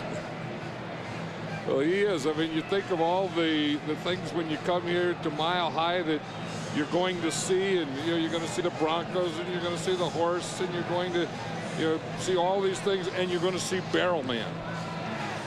The Broncos, it's for so many years, Mile High Stadium, of course, was the site. You think back an original American Football League franchise, and as an AFL devotee, John, I mean, you can appreciate the fact that in 1960, these two teams played in the first ever American Football League game. And I do appreciate that. I mean, there's Pat Bowlen, the owner and president of the Denver Broncos, because that gave us a lot of opportunities. It gave a lot of us opportunities, and a new league, and that's where a lot more jobs. And free play here as there was encroachment, and Chris Cole, the intended receiver, incomplete, but the penalty is going to be on the defense. One thing about Danny Cannell, he is very, very bright. Offside, number 98 in the neutral zone at the snap. 5-yard penalty. Still 3rd down. And as you say, that gave him a free play, and he knew that. I was talking to him the other day, and he was talking about SAT scores in high school. His grade point average was 3.98, and his dad's a doctor, and he was going to be a doctor, and said he had a little problem with those chem labs. And it's tough to be a doctor, be a football player, because you usually have your lab classes in the afternoon, and that's when you have your practices. Think of Dr. Bill McCall from the Bears years ago. 3rd and 8, and that's incomplete, but a flag is thrown off the hands of Rodney Harrison.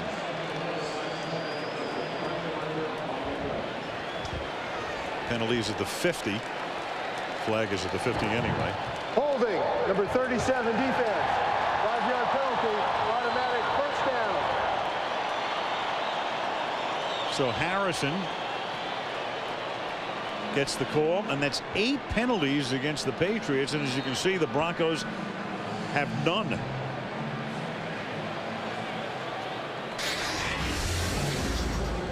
You're going to see Rodney Harrison. He is right here. Like you said, this is big. The Patriots have really been hurt by penalties, and you see Rodney Harrison right there after 5 yards. You can't touch him, and the Broncos haven't had any penalty. Now Quentin Griffin, a rookie, picked in the 4th round out of Oklahoma, who was hurt in training camp and is just working his way back from a broken leg, and is the backup to Portis, picks up 4 on his first carry. Yeah, I was talking to Quentin before the game down in the field, and he had that same injury, that broken fibula, the same injury that Mike Vick had. And I asked him how long it was before he felt 100%, and he said it was 2 months. He said, but he heard that Mike Vick's break was worse than his was. Vick, of course, still not back, maybe by the end of the month. Meanwhile, Portis went out after his last play, shaking his left arm and wrist. That's why Griffin is in there right now, and Griffin is taken down by Teddy Bruschi.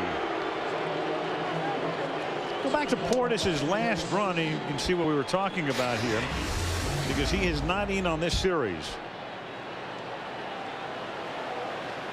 See, he goes to straight arm there, and that's where his left wrist, I think, gets caught up. Watch the left hand. He goes to straight arm, I think his left wrist gets caught up right in there, and he gets it squeezed as he goes down. And there he is. Helmet off, standing on the sideline, 3rd and 10. As Cannell throws, and a beauty right into the arms of Chris Cole for a first down. So 3rd and 10, he goes to Cole, and the ball is at the 47-yard line of New England, an 18-yard gain. Yeah, and Portis back in. Right, he was working on Tyrone Poole here.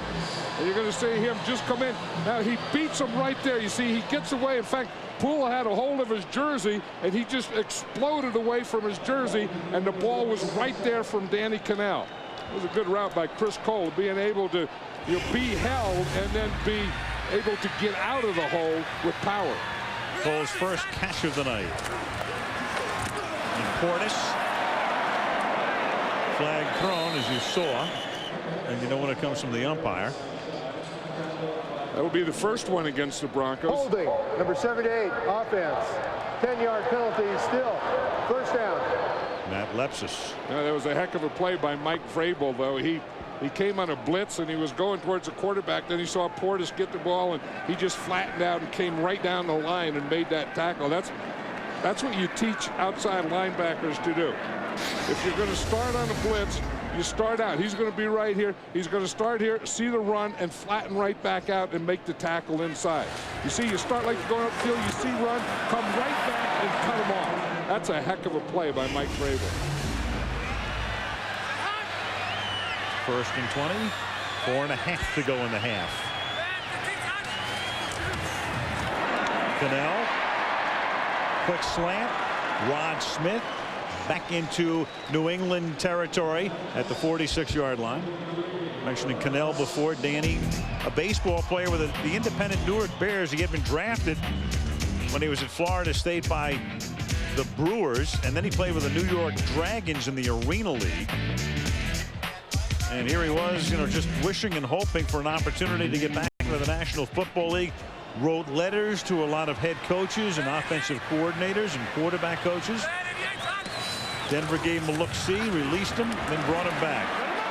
Cannell throws, caught by Portis underneath, tackled immediately by Mike Vrabel at the 43-yard line. And Cannell very appreciative of being back in football, so stated. I developed a lot of character during those 2 years.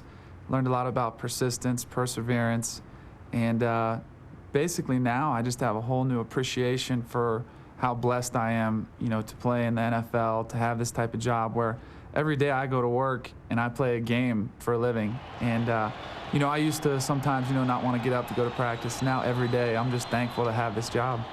Playing a pretty good game tonight on a roll here on 3rd and 5. He converts.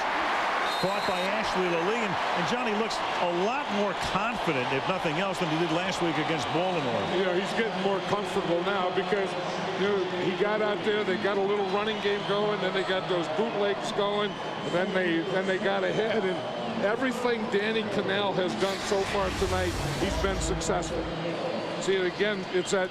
This is not a bootleg. This is just a sprint out. The bootleg is where the back goes one way and you come the other. This is just a moving pocket where instead of coming straight back from the center, he goes out and throws the ball behind his right tackle. Little roll, picks up the first down. Ball at the 34-yard line. Portis. Rodney Harrison stops him after a gain of about 6 at the 28-yard line, and that's going to take us down to the 2-minute warning. The other thing that Danny Cannell had to learn during those 2 years was it's hard to play well in ugly uniforms. Did you see those uniforms? Oh, terrible. How in the heck could you play in those things? The Dragons. 10-10 at the 2-minute warning. Hey, DVDs. What did you get? CDs. Video games. Oh, I want that one too. It's such a good game. Store opens in 20 minutes, Pete. Focus. Right. All the new stuff. Stop by Circuit City every Tuesday and save on the hottest new releases like Finding Nemo, a special 2-disc DVD set, just $14.99. Save on great gifts and dash through your list at Circuit City. We're with you. See anything? Hold up. Bingo. Down.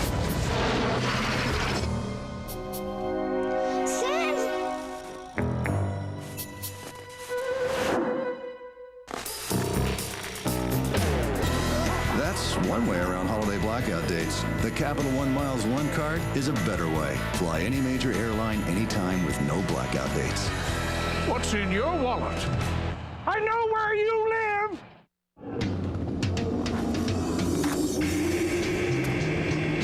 Mount Everest Base Camp.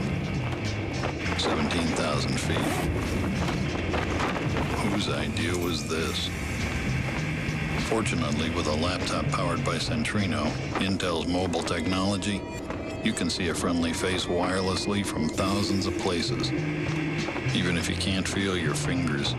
Intel Centrino mobile technology. A serial killer, a deadly copycat, lead these cops to desperate measures. I'll bury you. That's right. An all-new Blue, ABC Tuesday, 10/9 Central. Lexus halftime show coming up Monday night at the Mike. Well, Joey Harrington won his round. Kyle Hurley then advanced. And now tonight, Brian Scott with Michelle Branch. And he'll be matched up against Eddie George of the Titans with Monica. I always wondered what happened to Lewinsky. And an Eagles-Packers preview coming your way tonight, Monday night at the Mike. Green Bay, Philly look ahead to next week. And with Elam with the groin pull and Micah Norb, the punter and kickoff man, it appears to be Moore who will come in if they need a field goal. Attempt here as Shannon Sharp makes the catch, and he's out of bounds at the 17-yard line. First down. You know, and you said it just before the 2-minute warning there. Danny Cannell is really looking comfortable and confident, and they started off, I think, where they were going to run the ball and give him a lot of those bootlegs. Now he's just getting it back in the pocket and throwing it like a pro quarterback, and that's a heck of a throw there to Shannon Sharp.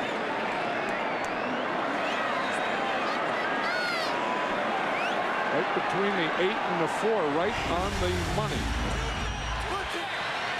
Plummer looking on the sideline as Cano gets ready to take the snap. And then he throws that one away, incomplete. He had to throw that one away, and he was real smart to throw it away. Dan Klecko was in the way.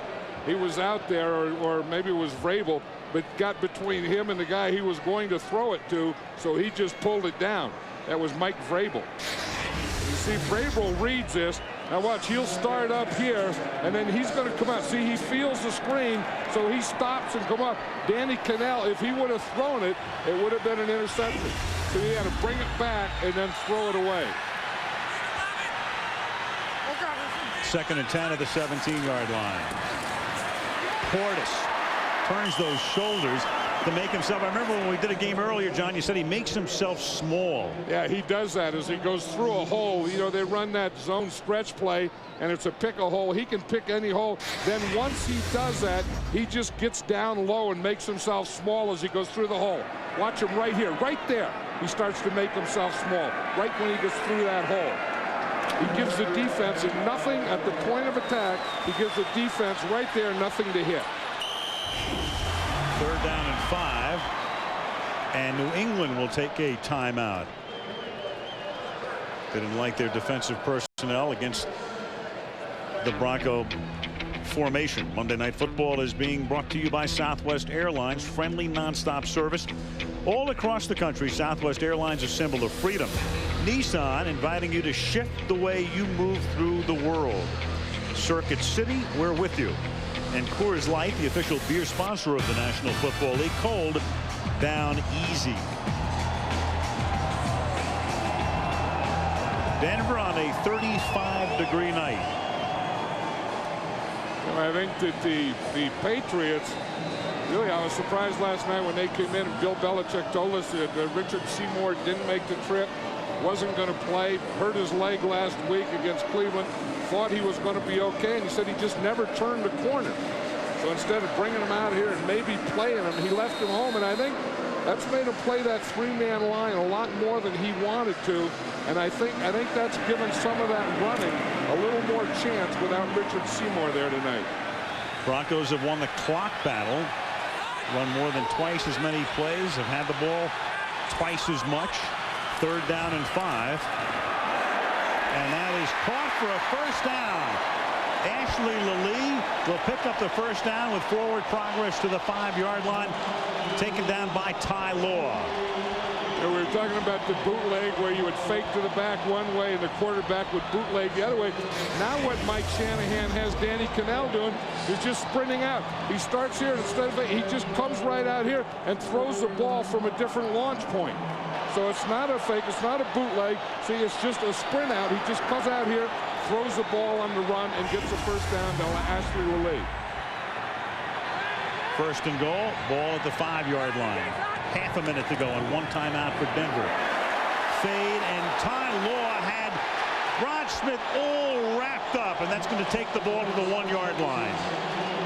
Ty Law looked like he bumped him, but he really didn't have to, because as you said, he did have him all wrapped up. I mean, he was right there in the coverage. Indians are ball replaced on the 1-yard line. Automatic first down.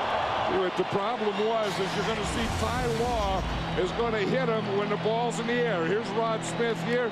He's going to run up there. You see the ball is right here in the air, and Ty Law makes contact there. So that's the definition of pass interference. Now first and goal at the 1-yard line. They have one timeout, 28 seconds. Anderson the fullback, Portis is the tailback. They fake it to Portis, and Cannell throws to Anderson for the touchdown. What a beautiful drive. 14 plays, 72 yards to take the lead. And that's what Bill Belichick was saying when he said, we're playing Mike Shanahan. He didn't want his players to say, okay, Jake Plummer's out, Steve Berline's out, Danny Cannell's playing. He said, we're playing the Bronco offense. That's Mike Shanahan. They always cause us problems. And now Micah Noor, because of the injury to Elam, will attempt the point after. Danny Cannell will hold, and that's the first placement of Micah Noor's career. 4th year in the league. He's been with Dallas and now here, and because of Elam, and there is Jason, and the groin pull, it is Micah Noor who will have to do the placements, the field goal kicking tonight. And it's 17-10 Denver. And a heck of a job by Danny Cannell holding, because he hadn't been doing that. But here it is. You're going to see Mike Anderson as the first back. He's a fullback. He fakes the block. Portis makes the block, and there's no one around Mike Anderson. See, again, a good block by Clinton Portis. He got his guy down. Mike Anderson was the first back, like he was going to block. He goes right by the defender. Clinton Portis comes in behind him and makes the block. The Broncos, a very important game when you think about it. They're playing without their #1 quarterback, without their #2 quarterback, without their, let's say, 1A receiver, with Ed McCaffrey alongside Rod Smith. He can't play. Their left tackle, Ephraim Salam. 2 great linebackers in Mobley and Gold. Now without their place kicker, and they're on top 17-10. More on Elam. Let's go to Lisa. Well, coincidentally, I talked to Jason Elam before the game about the conditions here at Invesco Field. Now, he wasn't concerned with the temperature as much as he was with the condition of the grass. He says it's been rainy here in Denver for the last couple of days, so the ryegrass that they use could get pretty torn up by the second quarter. He started out with wearing a standard baseball plastic cleat. He wanted to, at halftime, change into a 3/4 or 5/8 inch metal cleat. Obviously, he didn't last long enough, and Micah Noor's getting double duty. The only good news for Elam is he has the bye week next week, so 2 weeks to get healthy again, as this kick is run back by Bethel Johnson, and the rookie sprinter is finally taken down at the 31-yard line with 13 seconds. Willie Middlebrooks finally takes him down. Johnson, as fast as they come, rookie out of Texas A&M, caught a long pass from Brady last week in the game against Cleveland, and this one's 65 yards on the run back. And you talk about speed. He was the fastest guy coming out of the draft. And when you get that kind of speed in the open field, if he gets right by there, that was going to be a touchdown.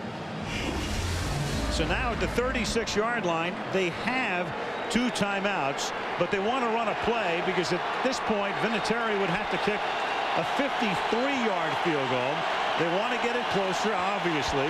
And on first down, it is Brady Looking over the middle, throwing, caught at the 32, and now Falk takes it down to the 28. They have to use a timeout, and they have to bring Vinatieri in here with 6 seconds. Yeah, and that was just enough to put Vinatieri in a heck of a lot better field goal position than they were before that check down. Now they're looking at what will be probably a 46-yard attempt. See, before that pass, that would have been closer to a 55-yarder. So Vinatieri to try to draw them to within 4. Just the slightest of breezes tonight. It was all set up by Bethel Johnson. I mean, that speed is something. You know, that he came out of Texas A&M as the fastest player in the draft. And when you get a guy like that and he gets the ball on the kickoff return, if you can just get him 1 or 2 blocks, he can make big plays like he just did to put the Patriots in this position. 46 yards. Ken Walter will do the holding. And Vinatieri's kick is good from 46. So the run back, then the one play to get him within range, and they tack on 3, and there's still 1 second left on the clock, so there'll have to be a kickoff.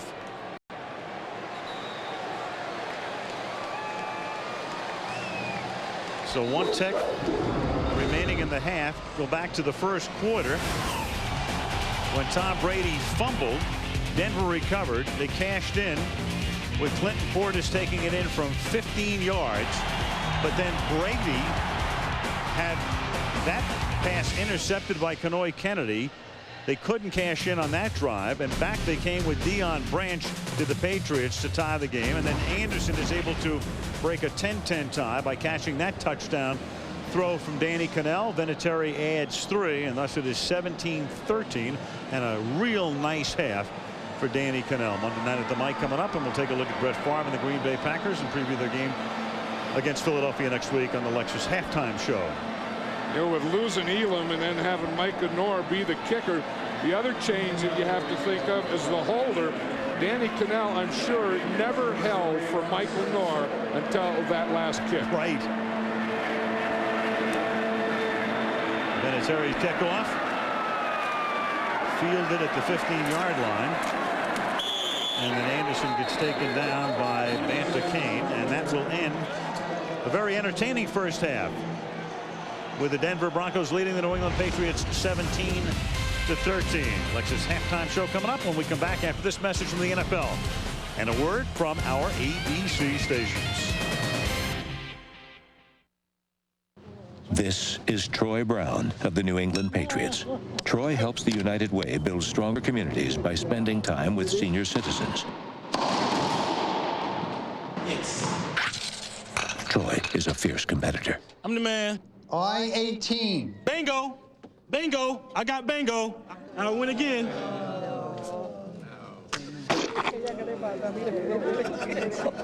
Bingo.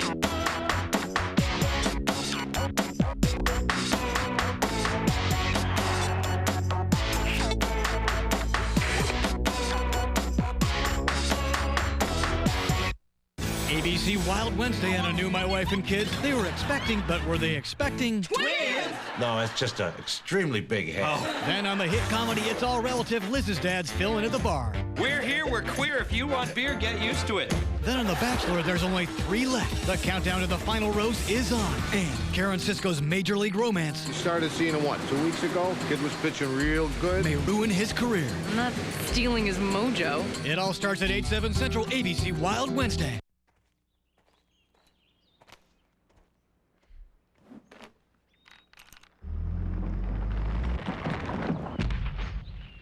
A 6,500-pound towing capacity. Just one of the many reasons the trail-rated Jeep Grand Cherokee is so capable. Get 0% financing for 60 months or a $3,500 cash allowance, plus our 770 powertrain limited warranty. If it's not trail-rated, it's not a Jeep 4x4. The best values in America just got better.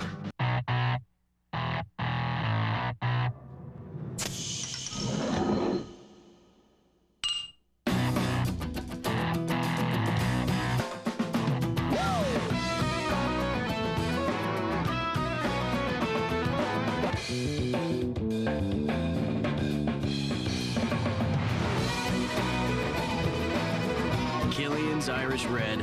Irish in spirit, a step up in taste. This calls for Killian's. Colors blinking bright, rain or snow in sight.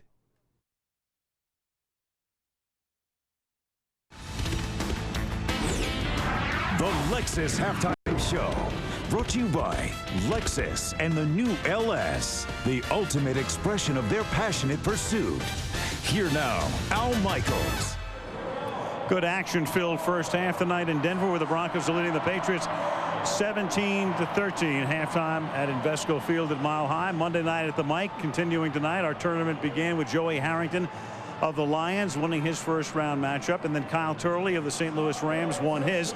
And tonight the matchup features Eddie George of the Tennessee Titans performing with Monica, and the rookie defensive back Brian Scott of the Atlanta Falcons performing with Michelle Branch. Maestro.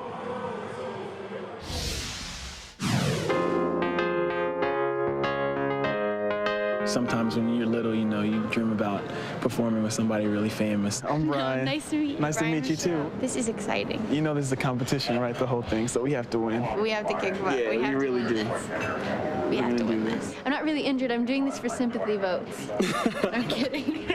So lead and I follow. Lunch up in a dollar. If you act right, we down in the Bahamas now. Every great rapper has to have his DJ. My man is my son, Jair. He's the DJ master, as he says. He aspires to work the turntables. He really was proud of his dad rapping, to see him do something different. With the way you look tonight, I just might take a bite. That sound all right?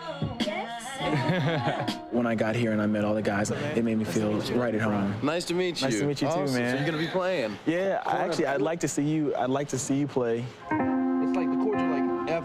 Do you know the actual chords, or you just know it by looking? Just know it by looking. Oh, really? Man. A little secret. I can't read music, so when I was at home trying to piece it together, when I got here, I still had really no clue. And I don't know. I always thought reading music was difficult. It was just a lot more fun sitting down and just learning how to play. Yeah, perfect.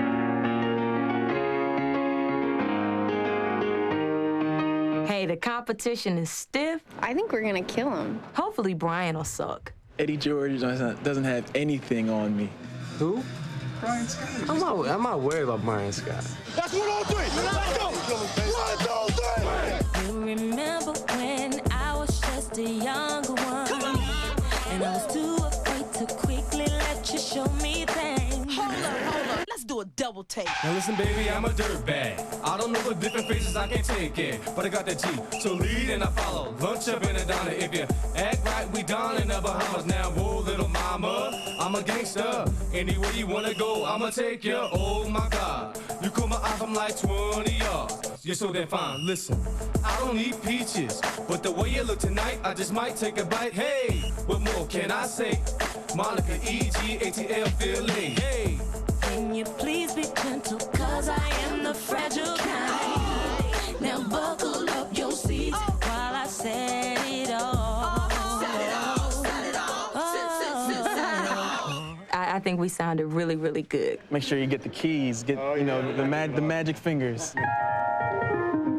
Could you look me in the eye and tell me that you're happy now? Are you happy now? And I know the lies become your truths, and I don't care. Could you look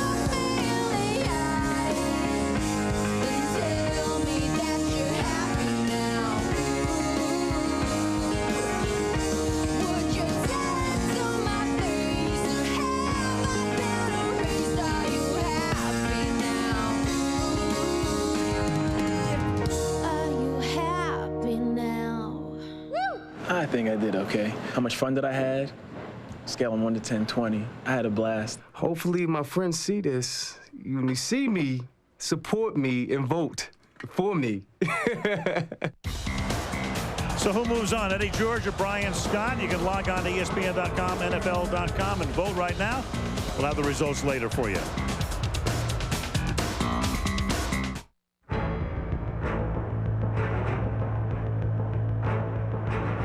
It silenced the skeptics. It defied the laws of physics. It tested the limits of human ingenuity. What will it do next? Introducing the new LS from Lexus.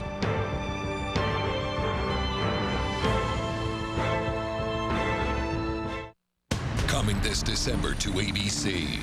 There's a war being waged between the FBI. Put the gun down! And the mob. Now, who do you work for? Divided by a line. We just buried the agent you're replacing. Both sides are ready to cross. Charlie killed the Fed. Charlie got his shot off. Anything you see around here belongs to Mr. Malloy. FBI! Line of Fire. When you're with us, you're with us. Tuesday, December 2nd on ABC. Viewer discretion advised.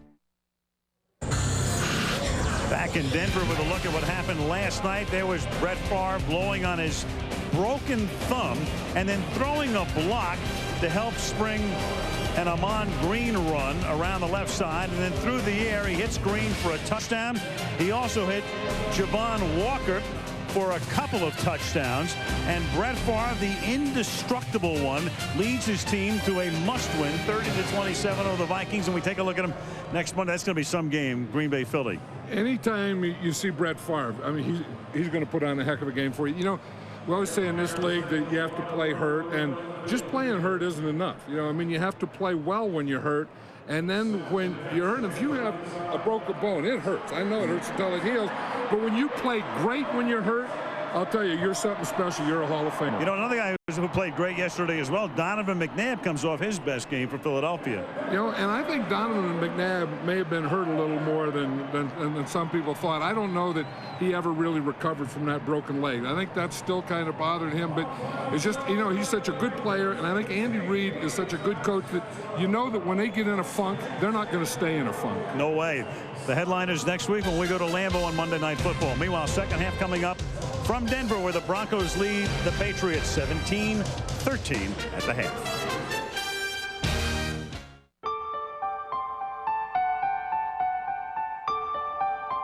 Is it a marvel of engineering? A triumph of technology? Or a new benchmark of design? Yes. Introducing the new LS from Lexus.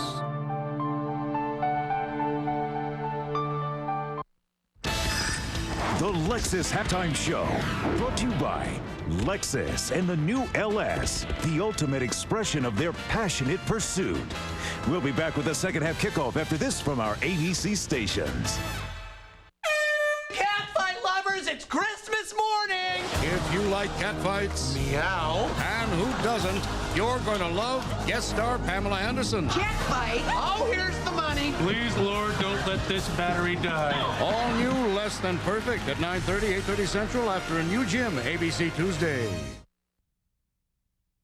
Hi, I'm Juliette Dragus with the WZZM 13 News Halftime Report.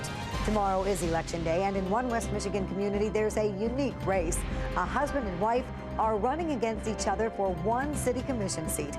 We'll hear from them, and we'll detail the major issues coming up for votes tomorrow throughout West Michigan.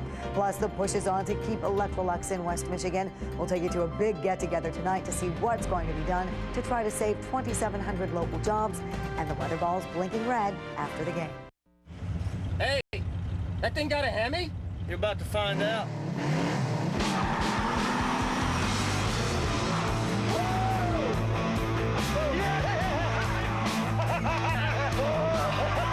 Excuse me. Can I have my order, please? Dodge Ram with the legendary Hemi. Loved by those who have one, dreamt about by those who don't. Sweet. Get $4,500 cash allowance or 0% financing on 2003 Ram 1500. At Watson's this weekend, over 1,000 brand-name Slate pool tables, plus bars and bar stools, will be offered to the public at incredible savings. Even bigger savings are available on slightly distressed pool tables, purchased from the factory at 30 to 70 cents on the dollar. Right now, a regulation-size Slate table is only $8.58. Bars from $2.88. Bar stools from $9 up to $1.99. Indoor casual dining sets from $3.99. Air hockey, foosball, and game table. Your choice from $1.99. A deluxe dartboard with cabinet, electronic dartboard, and dart, just $69. Plus special financing at Watson's. Making sure you know what's happening in the Grand Rapids metro area takes a team of journalists dedicated to covering Grand Rapids news. A team of journalists that is focused on what's important in Grand Rapids. WZZM 13 is the only station to make your news, Grand Rapids news, a priority. That's the Grand Rapids Metro team. That's the WZZM 13 News difference. Right now, get 2 Arby's sourdough melts for $3. Roast beef and cheddar or roast ham and Swiss on toasted sourdough. Get 2 for $3. What are you eating today? Don't miss 13 on your sidelines, Friday nights at 11. How does it feel to treat me like you do? When you laid your hands upon me and told me who you are. How does it feel? How should I feel? Tell me, how does it feel? Third quarter ready to begin in Denver. Al Michaels, John Madden, and Lisa Guerrero with the Broncos on top 17-13. New England an undefeated October, 6-2 coming in. Denver 5-3 and 3 games back of Kansas City coming in, and each team with a bye week next week. Mike Kennor to kick off for Denver. New England gets the ball to start the second half. Bethel Johnson with that big run back at the end of the first half, setting up the field goal. And it's the rookie from Texas A&M, Johnson, slipping down to the 23, penalty on the play, and he's tackled at the 26-yard line. And this will come farther back now. That was an interesting return. Holding, number 44, during the return, 10-yard penalty, first down. It was the same return that they used just before the halftime. What Bethel Johnson did is he started up to the right to draw the kickoff coverage to that side and then cut it back to the left. Just before the half, the Broncos weren't ready for it. This time they are. Watch him. He'll start up to the right side. See, to bring the coverage down to this side, then with his speed, he wants to run it outside to the left. But they had great containment. The Broncos didn't go for it that time. Went to the bench checking out his foot. He's the 4th wideout. And they begin now with Antoine Smith, their power back, taking it up to the 15-yard line. And let's check in with Lisa. Well, Al, I talked to Bill Belichick at halftime, and he was absolutely disgusted with his team's first half performance. He said that they were terrible, just terrible. 9 turnovers, a lack of time of possession, too many penalties. He said that they were a, quote, mess.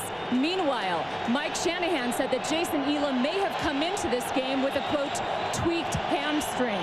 We'll have to check into that. We'll get an update for you on Jason Elam in just a few minutes. Well, a coach as Belichick watches Deion Branch get a break on a deflected pass that he takes up to the 45-yard line. 9 penalties were called in the first half against Belichick's team. That's a 30-yard gain here on a deflection. That was a good pickup. That started off with very good pass protection because the Broncos come on a safety blitz. Kenoy Kennedy is coming up to the inside, so that's going to force a form of man-to-man to the outside because of the safety blitz inside.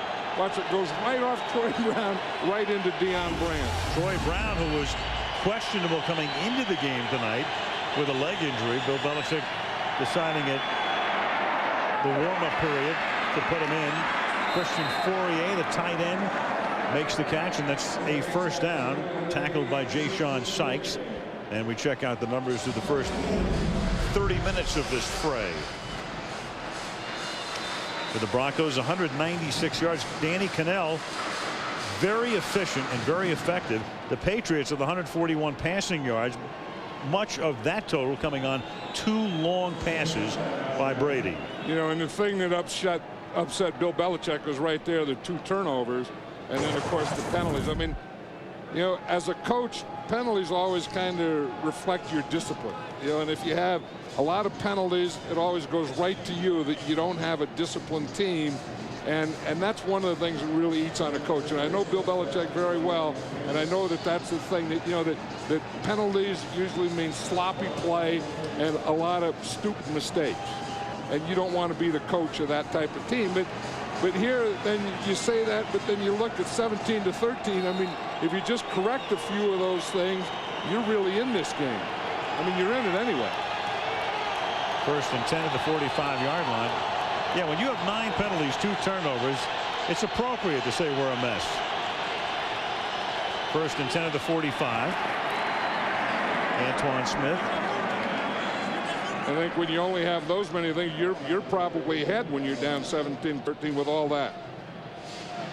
Well, let's look at Tom Brady's pass chart here. You know, and we know one of the things that they wanted to do was stop throwing in here. That's that under 5-yard stuff, and start throwing in this area. That's the over 15. That was one of the goals they had in this game, and it was one of the goals they've achieved in the first half.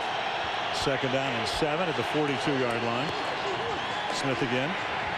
You know, Belichick said something to us last night, John. I'd never heard a coach say that. We were talking about opening day and the Malloy release, and then he get destroyed by Buffalo. He said, I've always felt the most important game of the season was the 2nd game. Because if you win, you want to build on the momentum. If you lose, as we did, you got to get it back. And did they ever? They went to Philadelphia and beat the Eagles and got on a roll. Yeah, and that's so true. You got to get back to even when you're 1 down. And then the other thing he said, that it doesn't make any difference what you are going into November. It's what you do in November and December that gets you the championship. Yeah, he says at this point 6 wins means nothing. 3rd and 5. And that pass is incomplete because Bertrand Berry put the pressure on that time. 4th down. You know, one thing, when you're a good pass rusher, we talk about Trevor Price, and you watch him here, he's always going to draw a double team. In other words, you're always going to have an extra blocker on him. I mean, you have the tackle on him, then he takes the inside. Joe Andruzzi gets him, and that's the way. When you have a great pass rusher, you have to do something special to him each and every pass down. Ken Walter. Little pooch kick. That's a Chihuahua. 21-yard line. Well, that's the fair catch, pooch kick, a Chihuahua. The 20-yard punt is a Chihuahua. If that guy'll do much for my career. A New Hope and Faith on TGIF, all starting 8/7 Central, ABC Friday. Denver Star Trek, how the key guys been doing tonight. Very good first half for Danny Cannell. Clinton Portis, the workhorse, 16 rushes. And Rod Smith with 4 grabs for 59 yards. Now the Broncos begin their first possession with a half from the 20-yard line. Portis taken down by Bobby Hamilton. And we looked at Tom Brady's pass chart in the first half, and you're going to look at Danny Cannell's, and it's pretty well balanced. I mean, that's one of the things that Mike Shanahan wanted to do. He said, we just can't, you know, just run the ball. He said, we're going to have to throw some stuff deep too, if nothing else, just to loosen up that defense. But you see here, under 5 is good. Between 5 to 15 is a good mixture, and then over 15 is good. And also his right, middle, and left mixture is very good. He said 6 different receivers tonight along the way. And Portis is able to squirm up to the 23-yard line, where he's tackled by Teddy Bruschi, setting up a 3rd down and 7. One of the things that Bill Belichick said about Clinton Portis that I really don't agree with, he said that he's not a power runner, that he's not powerful, and I believe that he is powerful, you know, because when he gets low, he gets lower than you do. And if his power is underneath your power, he is going to be more powerful than you. And he can get himself in those positions that I feel he's very powerful. Out of the shotgun here as he flanks Cannell, and there's no play. Cooper Carlisle moved, and that will make it 3rd down and 11. Prior to the snap, false start, 65 offense, 5-yard penalty, still 3rd down. Playing no favorites tonight. The half dozen receivers on the other end of Cannell's passage. I think Mike Shanahan in this offense would like to have more passes to Ashley Lilly. I mean, I think that, you know, he's kind of your big play guy. If you're going to get a big play, it's usually Ashley Lilly. And He tried to get it to Lilly right there. Would have had the first down. Turned outside. Ty Law with the coverage, and his 4th down. Lilly, their first-round pick last year out of the University of Hawaii. And they made him throw that one a little quick. You know, we talk about all the different things that the Patriots do on defense. That time they blitzed Danny Cannell and made him throw that before he really wanted to. Mike Ganor to punt. Dion Branch. It's a line drive kick. Branch swinging to the outside. Can't get around the corner. Tackled at the 44-yard line by Donnie Spragan. 9:43 left in the third. Denver by 4 in Denver. Oh, there's no place like home for the holiday. This holiday season, the magic begins at Lowe's. There's Rudolph. You'll see every kind of decoration and ornament imaginable. The bear. Yeah, I like that one. You like it? And the very latest in holiday lights, both outside Ready? and in. That is the most beautiful tree I've ever seen. There are trees of every description. Theme trees. Now, it's a little big, but it's... And trees that come with lights already on them. It's gorgeous. You mean it comes this way? Lights and all? Lights and all. And only Lowe's carries the famous Carrolltown collection. Ay, qué bonito. Lowe's has low prices every day, guaranteed. That's our promise.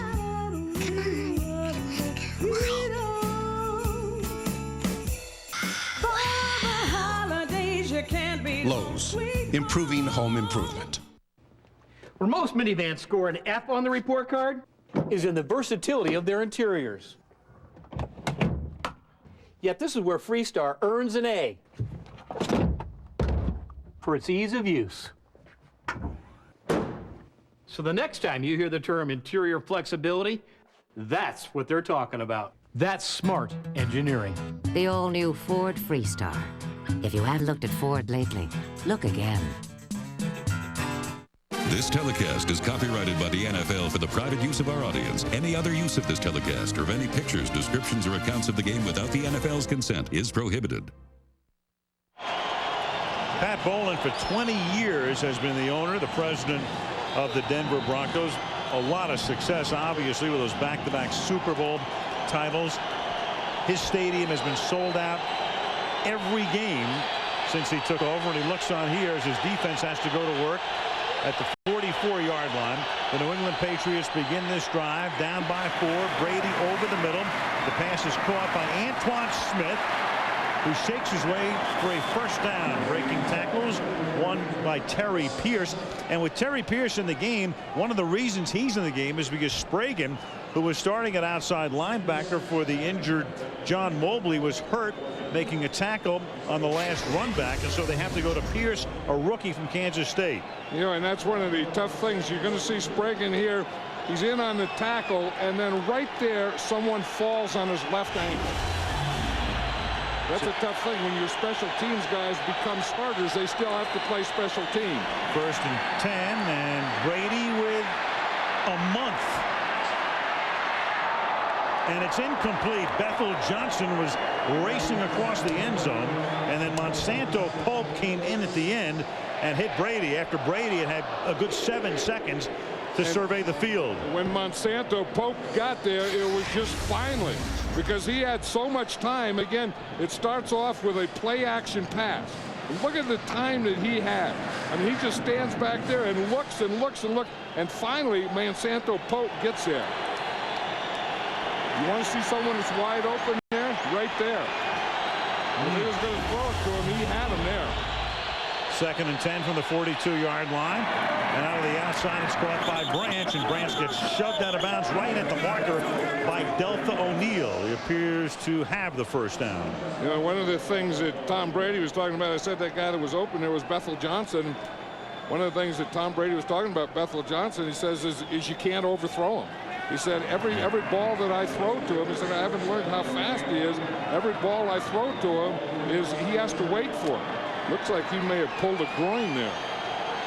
I thought he was shaken up on the kickoff return. Showed no ill effects on that pattern, but now he's out for the moment. 1st down and 10 at the 31-yard line. and it's Antoine Smith. So Johnson's been in and out of the lineup. The interesting thing, too, with New England is we were talking about the fact that Troy Brown was a question mark coming into the game, and you can see that Johnson is still shaken. Brown hasn't caught a pass tonight. He's their leading receiver. Yeah, they weren't even sure about 2 or 3 hours before the game whether he was even going to play tonight. I saw him out there running, and you know, he looked pretty good. But they listed him the other day as doubtful for this game. 2nd and 6. He's one-on-one with Lenny Walls. And they swing it to Fred McCrary. The fullback comes out of the backfield, and Sykes takes him down, but not until he gets to the 18-yard line and a first down for New England. Patriots to this point.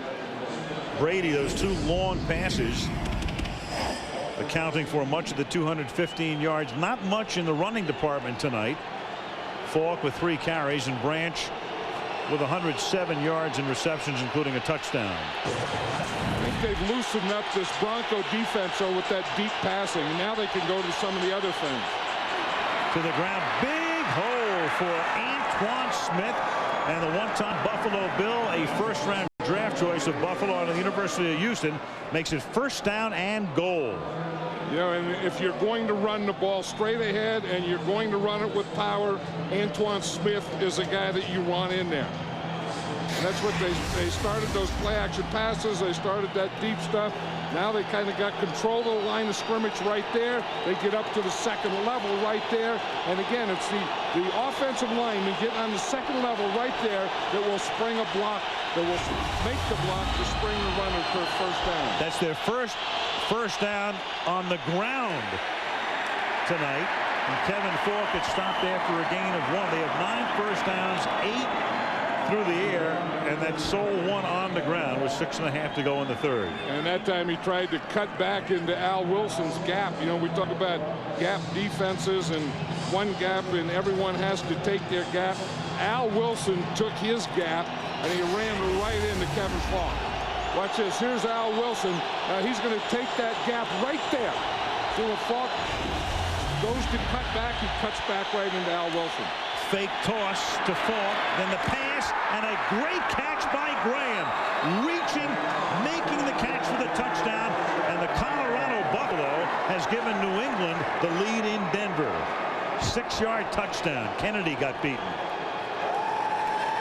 And watch this. We talked about the bootleg that the Broncos did. This is the same thing. He's going to fake a pitch to the left. See, fake it out there. Then he's going to bootleg to the right. And here's Graham right here, and he just stretches him out. But that's a heck of a throw by Brady too. I mean, he has to put it there where the defender can't get it, and his guy can on the run. Graham, coming off a 7-catch outing last week, has his first touchdown of the season. Vinatieri converts, and with 5:57 remaining in the 3rd, New England goes 56 yards to reassume the lead, 20-17. Ford refers to the Freestar safety systems as tailor-made. Let me explain to you what they're talking about. An industry-leading 12 different sensors throughout this vehicle, talking to this brain, measure impact forces, and then activate the safety system specific to the situation. Safety has to be engineered in. You can't just bolt it on. Now that's pure genius. The all-new Ford Freestar. If you haven't looked at Ford lately, look again.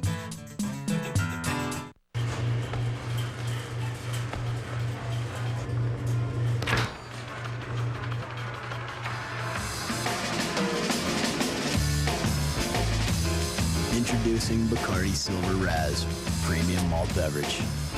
5% alcohol by volume. All the passion of raspberry.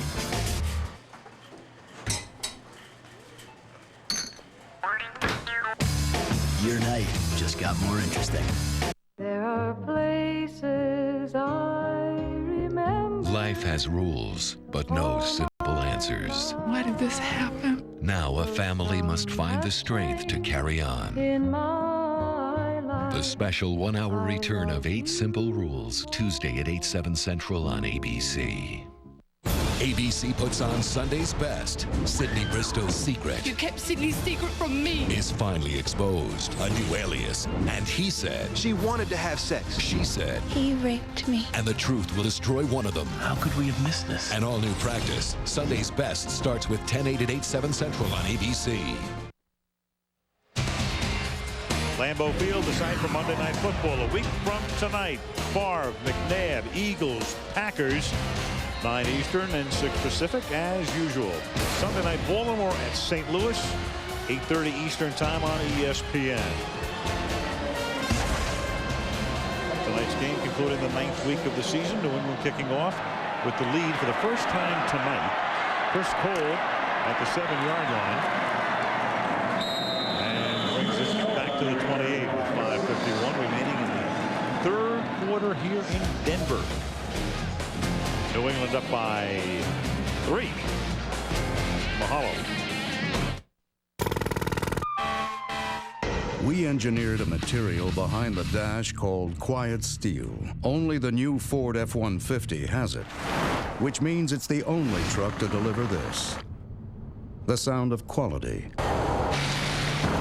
The sound of the quietest pickup, period. Only this truck earned the right to be the next F-150. If you haven't looked at Ford lately, look again.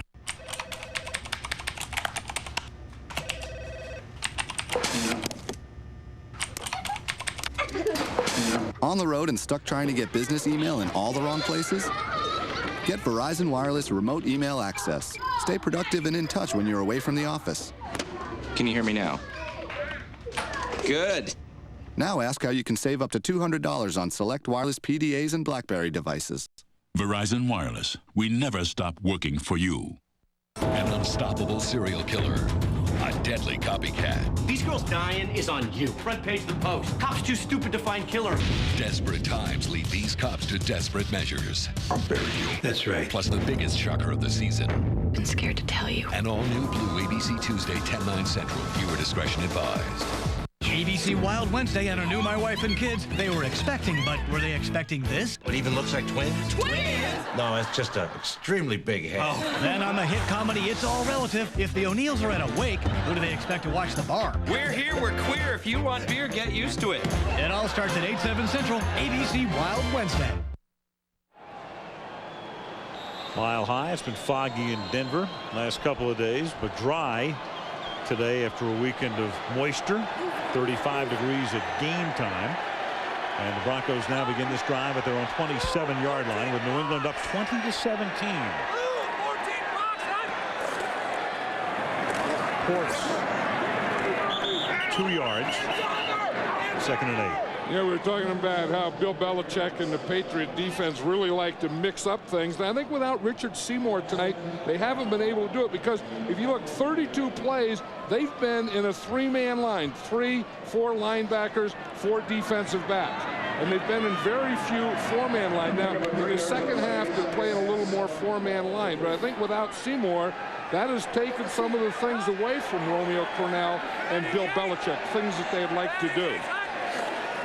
On 2nd and 8, the fake to Portis, who stays in the block, and then Cannell throws and is lucky that one wasn't intercepted by Roman Pfeiffer.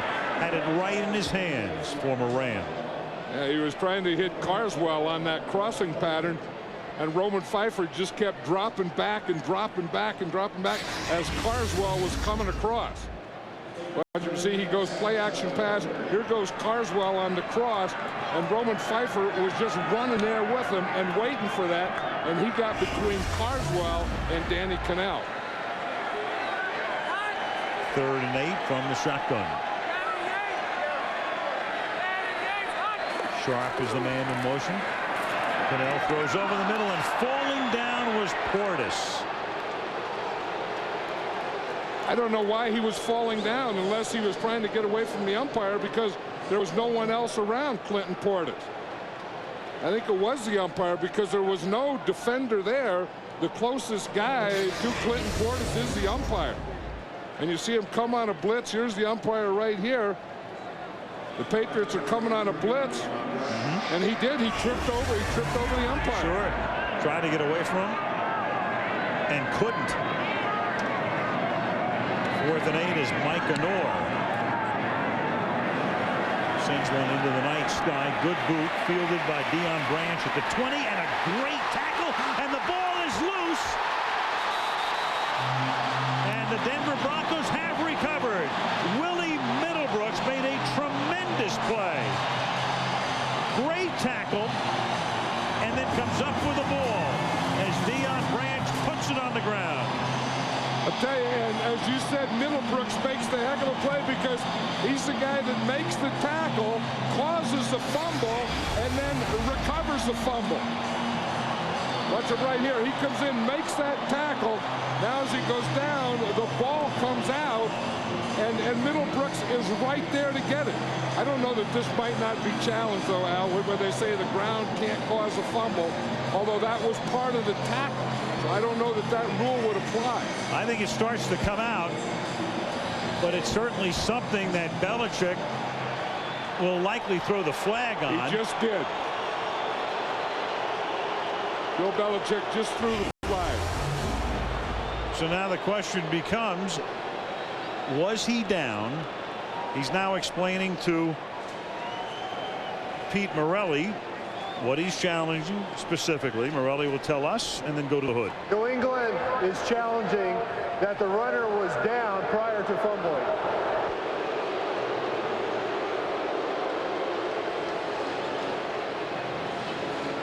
Another look. Middlebrooks making a tremendous play here. Does he have possession all the way to the ground? And Middlebrooks is making the tackle. Now, when his elbow hit the ground, it looks like to me is when the ball popped out. Watch here. It's starting to come out before his elbow hit, isn't it? From that angle, when you look at him from behind, it does look like it's coming out. From that angle, it looks like he has the ball. From that angle. But if you go back to the other one where it is shot from behind, and that's we'll get that in a minute again for you, but from that angle, if you look at it from that angle, it appears he's down. It looks like the elbow hits and the ball comes out, and as you say, but from that other angle, right, it looks like the ball is starting out right here. Yeah, here you go. Right, that's the angle. Ooh, very interesting. That is very interesting because I think the ball was starting to come out from that angle before the elbow hit the ground. Well, Morelli in his first Monday night game has a very interesting call on the ground. It will be New England's ball, first down. So they win that challenge, and it's a huge challenge. They keep the ball. They start the drive back at their own 18-yard line. With 4:53 left in the third, New England still up by 3, and they have the ball. Check this out. Bob here needs a car. Whoa. How about a pickup? A black one. With a place for my bike. With 2 million new and used cars, you're sure to find the one you want at Autotrader.com. Need a loan? Oh, yeah. Autotrader.com. Your car is waiting. Dr. Miranda Gray is an expert at knowing what he's saying until she found herself on the other side. You have to trust me. You can't trust somebody when they think you're crazy. Gothica, rated R, starts November 21st. Come in now for TGI Fridays Double Glazed Ribs. They're basted with our rich Tennessee glaze, then finished with Friday's tangy barbecue sauce. Tear into Double Glazed Ribs. Only at Fridays. Great teams are often forged over the hot coals of adversity.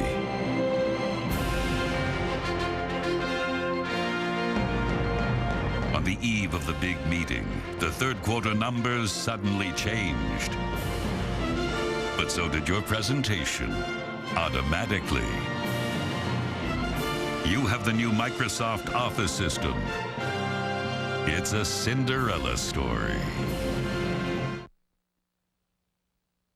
Hi, this is Tom Brady, and this is my Monday night.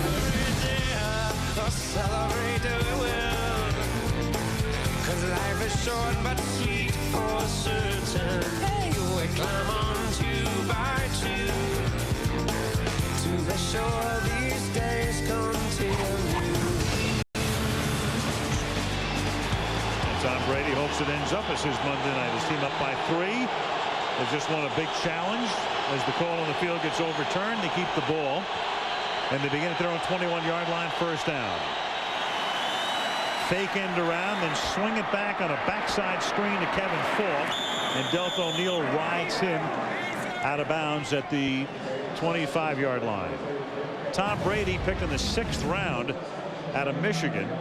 And then he was a Super Bowl MVP because he took over for the injured Drew Bledsoe early in the 2001 season. Of course, he went to the Pro Bowl. Then last year led the league, even though the Patriots didn't go to the playoffs, with 28 touchdown passes. Tonight his 39th start with a career mark, 26 and 12. Second down and 6 from the 25. Antoine Smith, and he gets ridden down by Ja'Shawn Sykes. It'll be 3rd and short. You know, it showed where he went to college, or he went to Michigan. You know where he went to high school? He went to Sarah High School in San Mateo. Bay Area guy. Right. And you know who else went there? Lynn Swann went there. Lynn Swann went there, a Hall of Famer. Barry Bonds.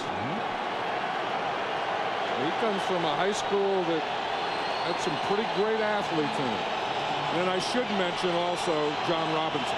Yes.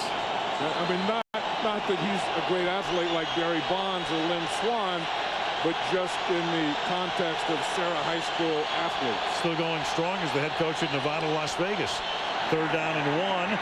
And Brady's going to air it out, and the pass is incomplete. Looking around for a flag, and they don't get one. Bethel Johnson covered by Kelly Herndon. You know that John Robinson watches every Monday night game when the Broncos play, especially to see his guy Sam Brandon. Sam Brandon played at UNLV for John Robinson. 3rd down and 1, and they go for it. I mean, go for it deep. And that forces Walter to boot it in the direction of Delta O'Neal. I think that was one of their big goals coming into this game, to keep the defense stretched. Flag. O'Neal at the 24. Up to the 37.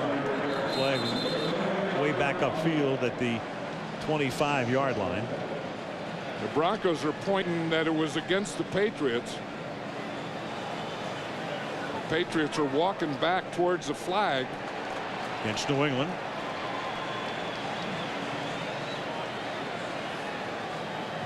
Holding, number 66, kicking team, 10-yard penalty, still 4th down. They'll make them boot it again, and let's check in with Lisa. Thanks very much, Al. Now the Broncos are without Jake Plummer for the 4th straight week. Jake, first and foremost, what's the status on your foot? Have you been practicing, and when are you going to play? I haven't done much as far as reps football-wise, but working out, staying in shape. We got an x-ray today. It looks like the bone's healing like we thought it would. And got the bye week, which is a big advantage, so I should be hopefully healthy by after that bye week. Now, Danny Cannell looks very comfortable tonight so far. Assess his performance. I think he's playing great. I think he's played great every game he's been in. I mean, he's put in some tough situations, and a guy who wasn't playing ball for 2 years and was coaching his high school team just a few weeks back. You know, he's playing great for coming in here. Thanks very much. I know you want to get back to watching the game. Al, back up to you. All right, Lisa, short line drive kick, and O'Neal has a touchdown for the Denver Broncos, a 57-yard return.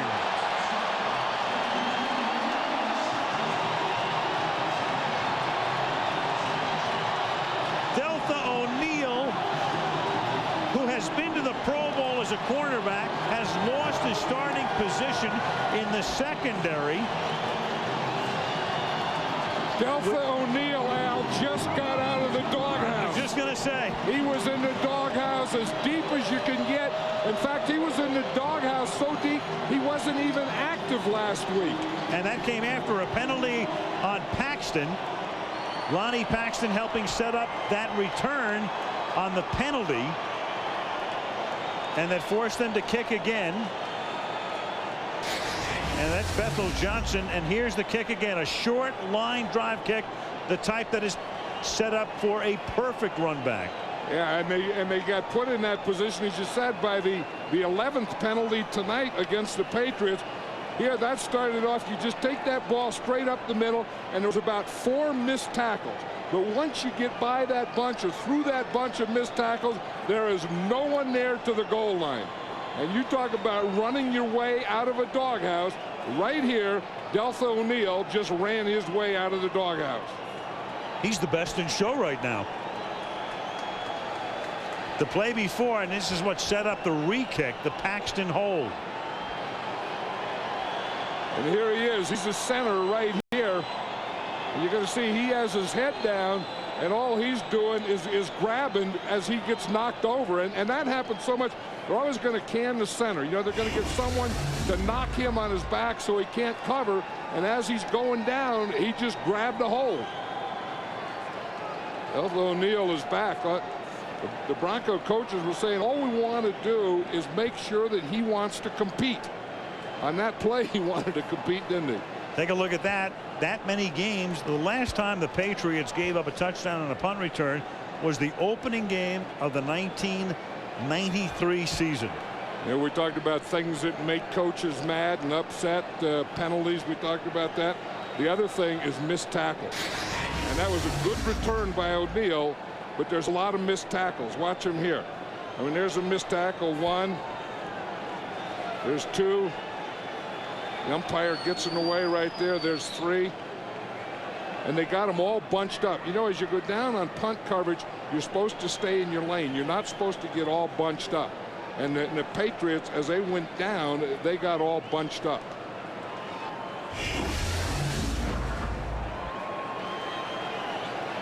So Bethel Johnson still on the ground at the 41-yard line. The extra point upcoming.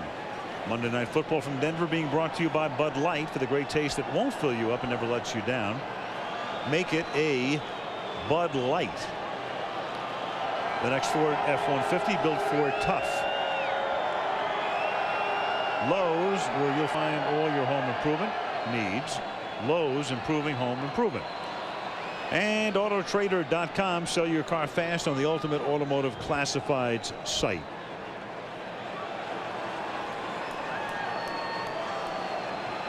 O'Neal has now run back 2 punts in his career for touchdowns.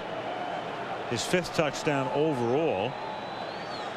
And the rookie, the speedy rookie Johnson, who's been shaken a couple of times tonight, but has shown us that magnificent speed, will be assisted to the bench here.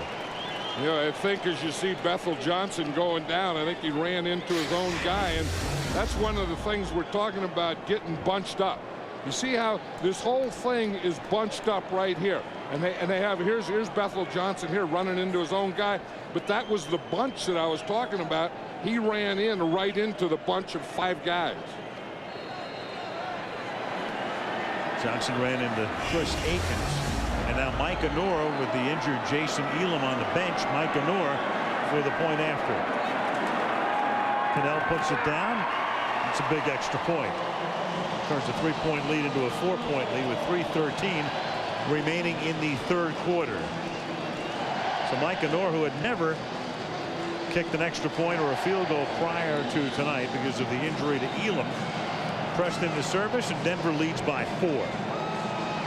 Makes the extra point, as you say, a big play, and you see all those Broncos running the sideline. Usually on an extra point, guys are back to getting a drink. They're getting everyone was standing up there to see this one. It's like the league, you know, these days. I mean, the National Football League. Look at yesterday, John, with Tampa losing again.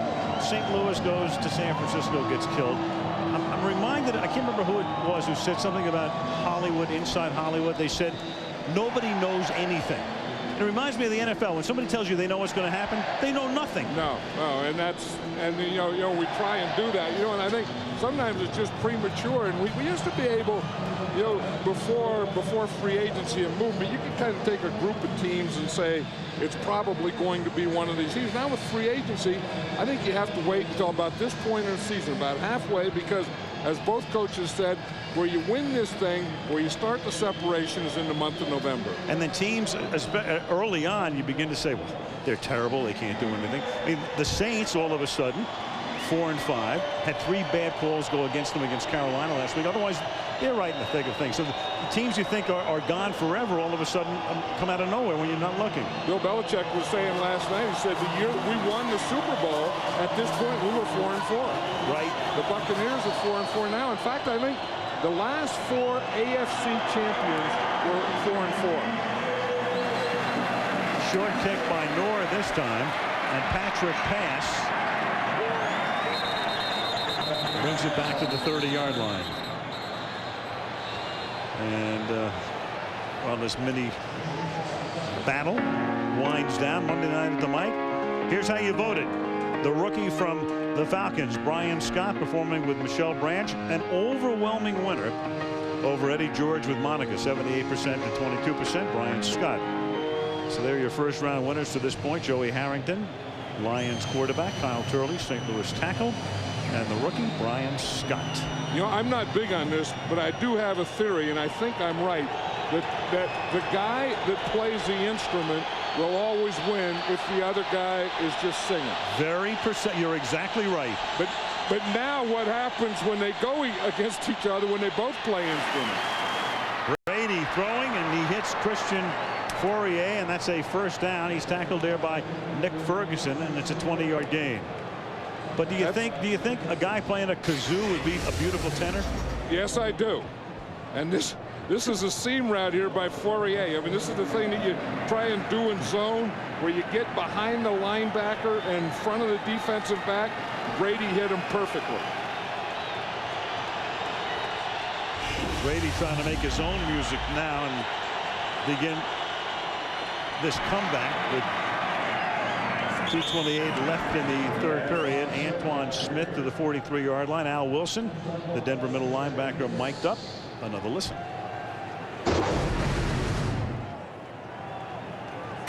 That's why I missed that tackle on that other thing, man, trying to pick up my mouthpiece.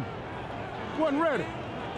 No, that thing, I don't know what it is, like it done got loose on you, boy, man. No work. Hey, yeah, I'm gonna cut the end off, just the end. That's the ticket. And through the middle goes Antoine Smith, and close to a first down here. Al Wilson is having more trouble with that mouthpiece than I've ever known before. It's probably all in his wisdom teeth, because that's the part that wasn't holding the thing in. It's a back, so he had the back where the wisdom teeth would be. He had that part cut out. So now he's all set to go with the mouthpiece. He's not going to be bending over anymore, picking it up, and they're going to be snapping the ball on him. You would think in your 5th year in the league, you'd have had that taken care of by now. Lowest rate by any NFL defense. Denver excelling here. And New England in this game has not converted on third down. They're 0 for 6. Smith. And he gets the first down. So that's the first third down conversion of the game for New England. And with so many chances to convert and not converting, that has a lot to do with why Denver has had the ball considerably more tonight than has New England. And those are the other things that will drive a coach nuts. Hi, little guy. How you doing? It's great to see kids at games. I mean, yeah, I mean, he has no idea. I mean, he'll be back. Kevin Falk to the 33-yard line. Jason Sykes makes the tackle.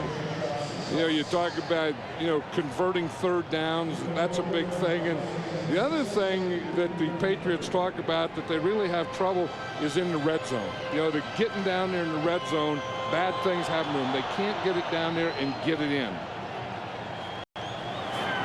So New England dominating in the quarter, but the difference is that Deltha O'Neal punt return. That is the difference in the game as we head to the fourth. Denver leading into 3-24-20. And Monday Night Football from Denver continues after this message from our ABC stations.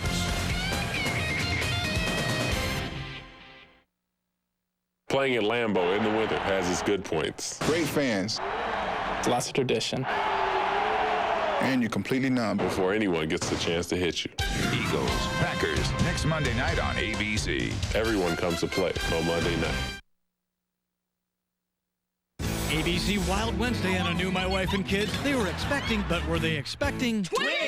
No, it's just an extremely big head. Oh. Then on the hit comedy It's All Relative, Liz's dad's filling at the bar. We're here, we're queer. If you want beer, get used to it.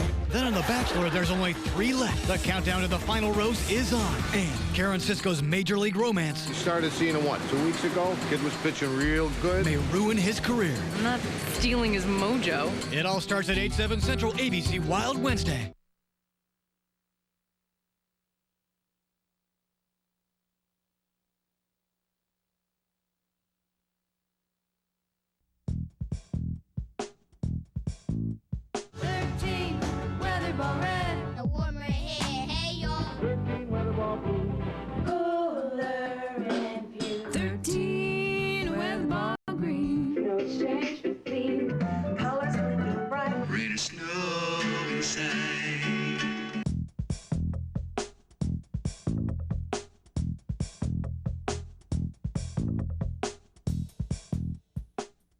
Our wireless network works here? Yes. Here? Yes. Here? No. No. Yes. Karen, you're the customer. Surely this is enough network for you, yes? No. Do we think alike or what? You want wireless coverage wherever you go. So at Alltel, we're expanding our digital network by over 150,000 square miles. Right now, you can connect the whole family with up to 5 phones for just 99 cents each. And unlimited night and weekend minutes. See store for details. Better digital coverage? You got that right. Alltel. I've got to have this for Saturday night. What's Saturday? This is awesome!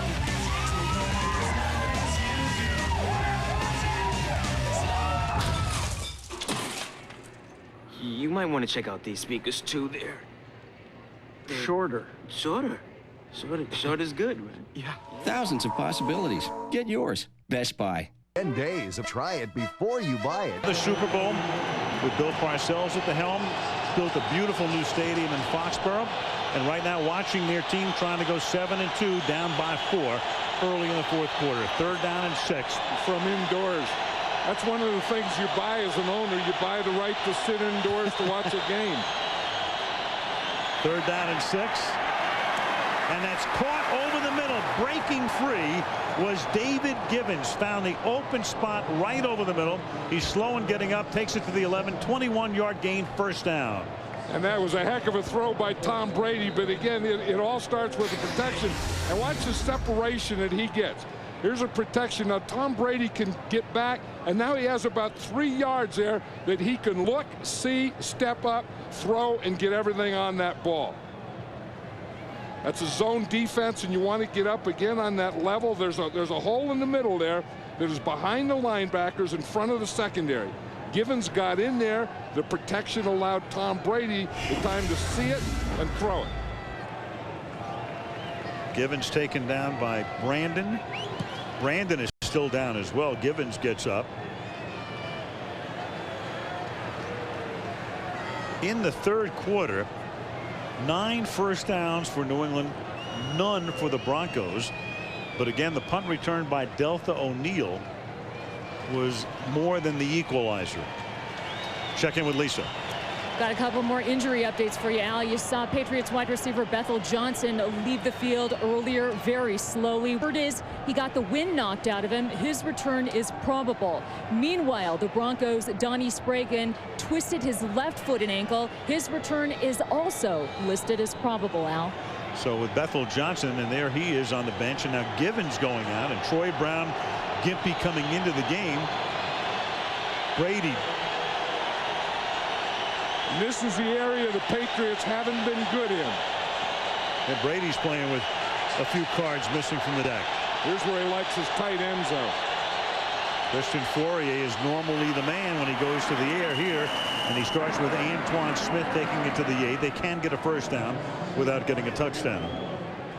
That was one of the things we were talking to Bill Belichick about last night, and it's so true. You know, you talk about red zone offenses inside the 20, who's good, who's bad, and he said, and I totally agree with him, that every team that is good in the red zone offensively can run the ball. If you can't run the ball, you're always going to have trouble in this area. Field is shortened. 2nd down and 6. Kevin Falk is the setback. Fake toss, and they give it to Brown coming around, and Denver smells the play perfectly. Mario Fatafei, number 68, said no way. 5-yard loss. 3rd down. You're right. Fatafei did say no way. No way, Fatafei. And again, when you start action this way, you have to keep containment back this way. And this is what Fatafei does. He doesn't go when the ball starts to that side. He knows that he has control back to this side, and he stays backside, and he and a whole bunch of friends make a play. Givens comes back into the game. He was shaken on the last pass reception. 3rd and 11 for a first and 12 for a touchdown. Pressure on, gets it off the Falk, flag down. He takes it to the 6-yard line. I think it was Price who really came squeezing through. And the penalty is going to be against New England. Price had broken through. And this is a penalty here, which in all likelihood will be declined. 10-yard penalty. Still 3rd down. Well, it's pretty interesting. It's an interesting decision not to decline it. Yeah, watch Trevor Price. He's going to come right here over Joe Andruzzi. And you see he just makes that rip move, gets the inside, gets the outside, and then he's right up on Tom Brady. But I think that is interesting because if you turn down that penalty, then it's 4th down, and you know the Patriots would kick a field goal. Here you're giving them another shot at the touchdown, plus they're going to have an opportunity to kick a field goal. They're well within Vinatieri's range, and it's a 4-point game, and they get it off Antoine Smith, and they take it to the 10. So it's pretty much a wash here. Instead of kicking it with the line of scrimmage as the 6, they'll kick it with the line of scrimmage as the 10. So about a 27-yard attempt for Vinatieri coming up here to make it a 1-point game. Yeah, New England really didn't take advantage of that opportunity, because if they give you that shot, that's the one I think you take a shot at the end zone, because you were still in field goal position. 28-yard attempt. Ball spotted at the 18-yard line by Walter. And that's true to make it 24-23. So a good one. It figured to be tight all the way. 24-23 Denver.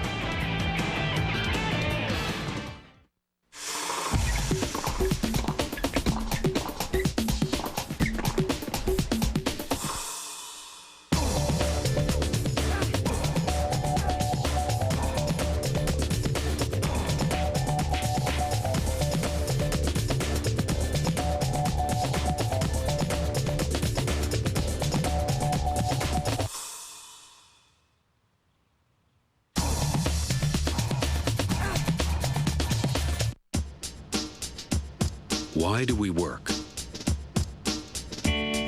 Why do we get up every day and leave the people we love? At the Principal Financial Group, we know you work for more than just a paycheck.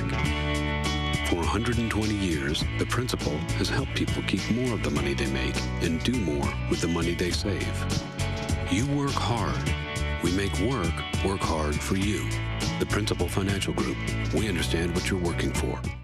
Thanks for taking care of them today.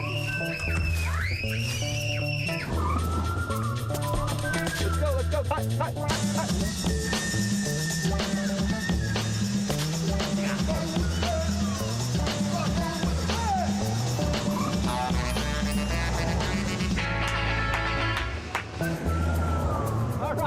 The 2004 Jetta. New look, same get up and go. I don't know how he does it. I'm Juliette Dragus. Coming up after the game, hear from Lions head coach Steve Mariucci about yesterday's win over the Raiders. Also what the team strategy is for next week against the Bears after the game.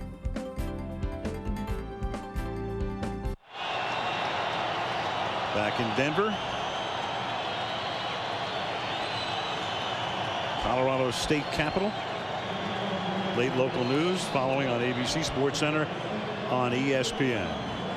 If you had that cannon and you were working that, would you want to be the guy that loaded it or the guy that shot it? Loaded it and then get out of there. From the 3-yard line, Chris Cole is taken down by the foot. Up at the 28-yard line, Larry Izzo making the tackle. Yeah, earlier we talked about how Mike Shanahan was going to have Danny Cannell do different things. This is one of them. It's a bootleg, moving opposite of the way Portis goes. Here's a sprint. He sprints out and throws there. So, and here's the play action pass. So those are the 3 types of things he wanted to do. Get him to bootleg, get him to sprint out, move the pocket, and play action pass. Danny tonight, effective, efficient, has his team up by 1 from the 28-yard line. Good fake, buys a ton of time, and the pass is caught by Ashley Lilly. Gain of 6. Roman Pfeiffer makes the stop. And somewhere in this quarter they're going to get back to the running game. I mean, they've only run the ball 6 times this second half, but the play action is still so effective. I mean, anytime you take Clinton Portis and you put him in that direction, the defense has to react and go that way. Then you can come back against the grain because the grain all went with Portis. From the 35-yard line, first, 2nd and 3.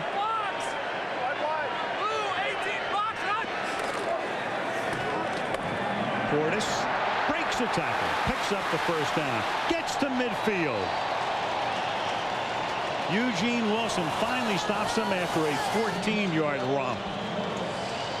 And that's where I don't agree that Clinton Portis doesn't have power. I mean, he's not the biggest guy, but he has quickness, and I think he has strength and power. Watch him pop here. I mean, he could pop, and right there, he just pops that left shoulder, and then he sprints to the outside and up the field. And watch him, he's going to come in there, then he gets the pop right there. You see how he got small, he got low, he got underneath, then that made him more powerful than the tackler. At 5'11", 205 from the 49-yard line on first down. Portis again. And Portis showing more power again, getting small, then a burst and a first down. That's 11 yards for Clinton Portis, who has now carried the ball 21 times for 87 yards in front of his mom and friends. And this is the thing that he always does so well in front of his mom, but again, he has the I formation, so he gets a lead there. He follows a lead, gets a good block by the lead, runs off that. But the thing is, we're talking about the combination, and when he shows it here, he shows the moves. He has 3 or 4 moves in there, and then he has the quickness to turn it on. Then he has the power right at the end to end it off. He comes out for a rest, and Quentin Griffin gets whacked after a gain of 3. Rodney Harrison, who else has been doing that for 10 years? Quentin Griffin is only 5'7", but he was too high on that one. And Rodney Harrison has thought of it, even though you're only 5'7", you still have to get down. Here's Rodney Harrison. If you start to run, they're going to bring that 8th guy up. He's the 8th guy, and you better get down. As I said, there's not too many times a 5'7" guy has to get low. But Griffin had to get lower than he did on that play. 2nd and 7. Cannell gets hit as he throws by Bobby Hamilton, and it's incomplete. It's 3rd down. And that was Quentin Griffin's guy. I mean, that's the thing that's why it's tough to play a young running back, because you get him in a pass protection situation and he doesn't have it yet. And that's exactly what happened. You see, where did Danny Cannell get the pressure? Watch right here. Missed block. See, so he gets up, his rusher made Danny Cannell throw the ball before he wanted to. It's kind of training camp for him. Missed preseason with a broken leg after the last 2 games. But that's why it's tough to play those guys, because they'll get you in a protection where he has to block. Now Portis back in, 3rd down and 7.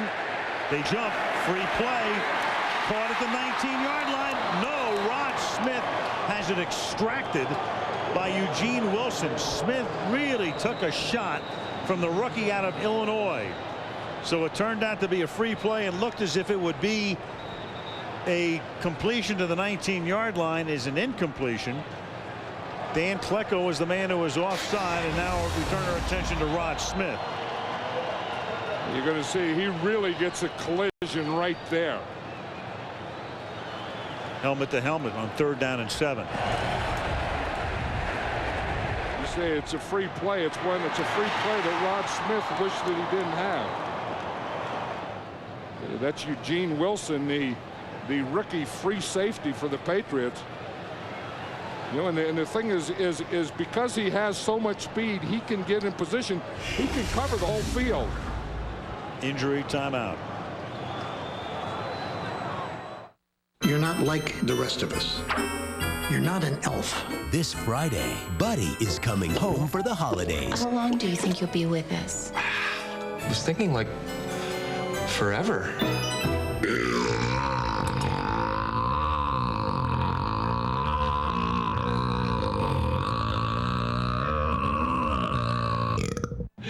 Did you hear that? You are so weird. Elf, directed by Jon Favreau, rated PG, starts Friday.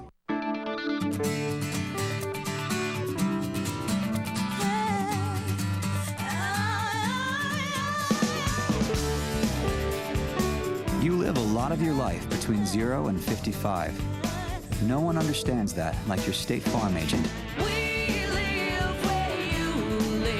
That's why more people insure their cars with us than anyone else. Because we think car insurance should be as much about you as it is about your car.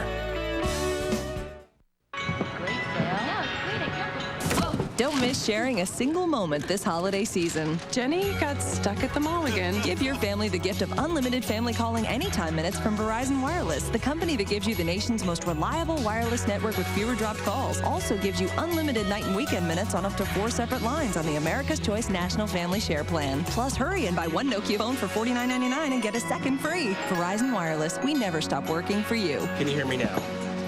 Good. When Jim takes his girls to a scary movie, it's going to be his worst nightmare. There was a very loving family in it, although they got chopped up pretty fast. All new Jim. Comedy rules. ABC Tuesday. Next week to Green Bay we go. Eagles-Packers, big one. Pack coming off their win last night over Minnesota. Eagles are hot again. They beat Atlanta yesterday. McNabb had a good day, and it's good to report that Rod Smith walked off the field. He's back on the bench right now. After the penalty on Klecko, it's going to be 3rd down and 4. There is Smith. And the Broncos have called a timeout here as well. So they're minus Smith. They're minus McCaffrey. Of course, Ed is now inactive with his quadricep pull. And there he is for the 3rd game in a row. And they hope to have him back after the bye in 2 weeks. So now Danny Cannell on a very key 3rd down. We've been talking about the short deck he's been playing with all night long. It becomes even shorter. That's probably why Mike Shanahan took a timeout so that he could get his personnel group straight for this 3rd down play. Adrian Medice comes in with Ashley Lallee and Chris Cole as the receivers, and that sharp in motion on 3rd and 3. And Cannell slings it toward the Denver bench. So nowhere to go, and it's 4th down, and that's going to, if they elect to go for a field goal, well, now you don't have Jason Elam, so you have to think about Mike Honor, who's never attempted a field goal. He's converted on a couple of extra points tonight, and now you're in a position where you're forced to punt instead of going for the field goal. So the Elam injury comes into play right here. And that was the thing. And then that 3rd down play, right after Rod Smith gets hurt, now you have to adjust your personnel, and you have your 3rd string quarterback in there, and there was just no time. That was great coverage by the Patriots too. No one got open. Mike Honor floats one, but it carries into the end zone. In effect, a 13-yard net punt. Still 24-23 Broncos. See anything? Hold up. Bingo. Down.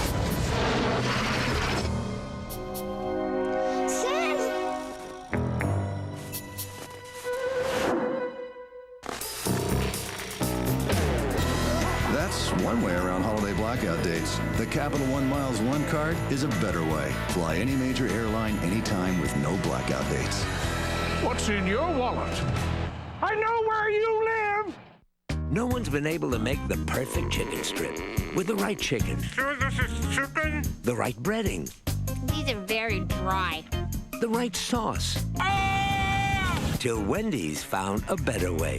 Introducing Wendy's home-style chicken strips. Big pieces of breast filet with your choice of delicious Heartland Ranch, deli honey mustard, and spicy Southwest Chipotle. Nice. Try Wendy's new home-style chicken strips. It's better here. And remember, you can eat great even late.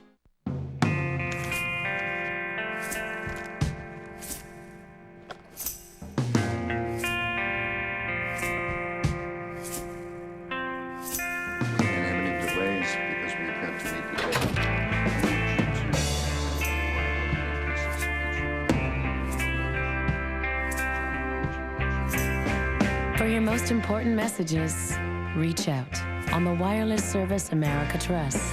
AT&T Wireless.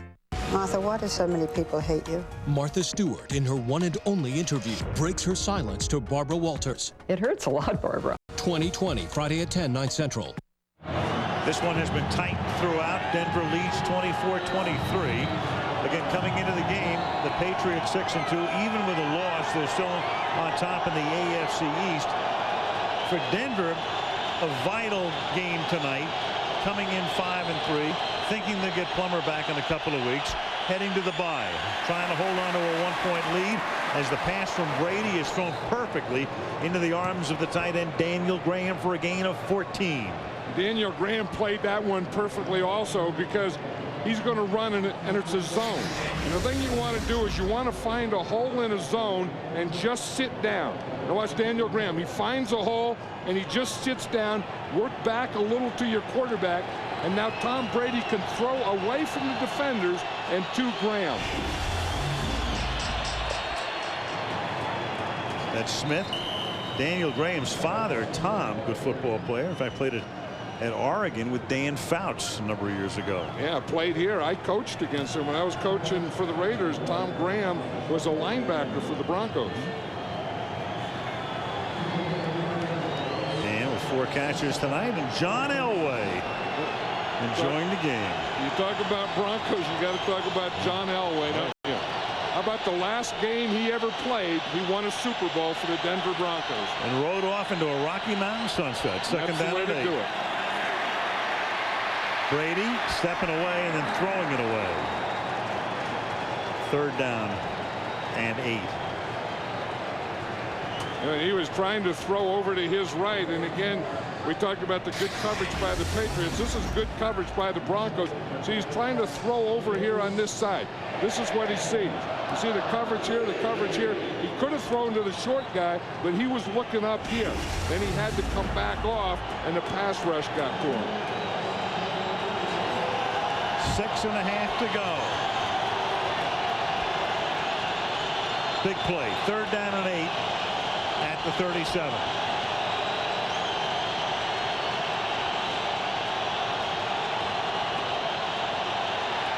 And Denver nearly jumped, and that forced Matt Light to jump. So let's see if we have encroachment or a false start. The Denver defense was confused on that one. With the motion, they weren't lined up properly. I think they were lucky on this one. Prior to the snap, false start. 72 offense. 5-yard penalty. Still 3rd down. So near encroachment, but none. Instead of false start, moving them back to a 3rd down and 12. I can see what Todd Light's talking about. Watch Burt Berry here. Right here. Does he move? Of course he does. See, his movement brought him offside.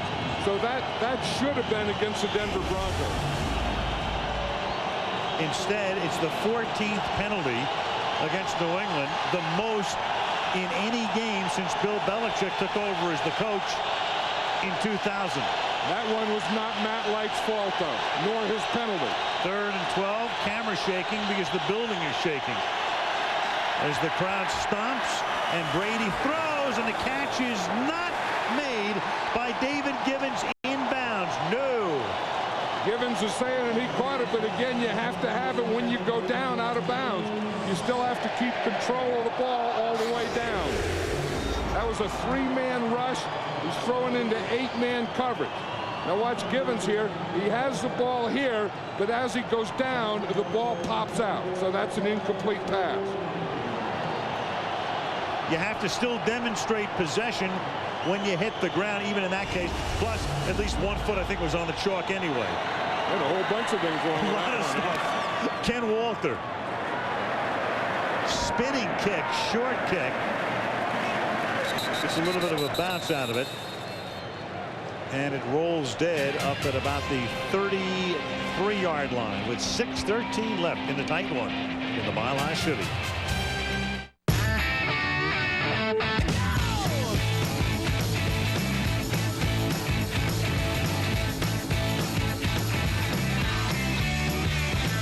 So 1, 2, 3, take my hand and come with me because you look so fine that I really want to make you mine. I say you look so fine that I really want to make you mine.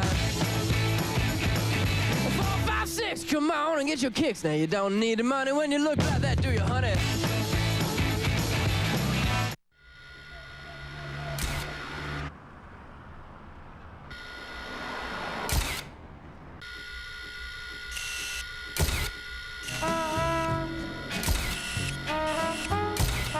A feast for your eyes, your soul, and your right foot. Presenting the 245 horsepower V6 Nissan Altima. Are you ready for some football? This week, you won't see the Dolphins play on Monday night. Oh, look at me, I'm a flippin' little dolphin. You'll have to wait till Tuesday morning. Walt Disney Pictures presents a Pixar Animation Studios film, Finding Nemo, on DVD and video this Tuesday. I love that fire grill, citrus thrill, flavor-filled. Chili's is the place for me. Citrus fired chicken, spicy garlic shrimp. Chili's citrus fired chicken and shrimp. Want more flavor? As a United Way volunteer, Darren Howard helps out in a drama program that helps kids express themselves. Action. Badges? We don't need any stinking badges. Now, that was a good one. And you can get more of John's analysis at allmadden.com, on ESPN.com, NFL.com. Takes a look at the first half of the season. What a half. Good game here tonight. Denver defense resting as the offense now tries to take as much time off this clock as they can with 6:13 to play in the fourth. The Green Bay Packer fan, he's left over from last night. Came down from Minnesota. Heading back to Green Bay for Monday Night Football next week. You'll be there, we'll be there, the Philadelphia Eagles will be there.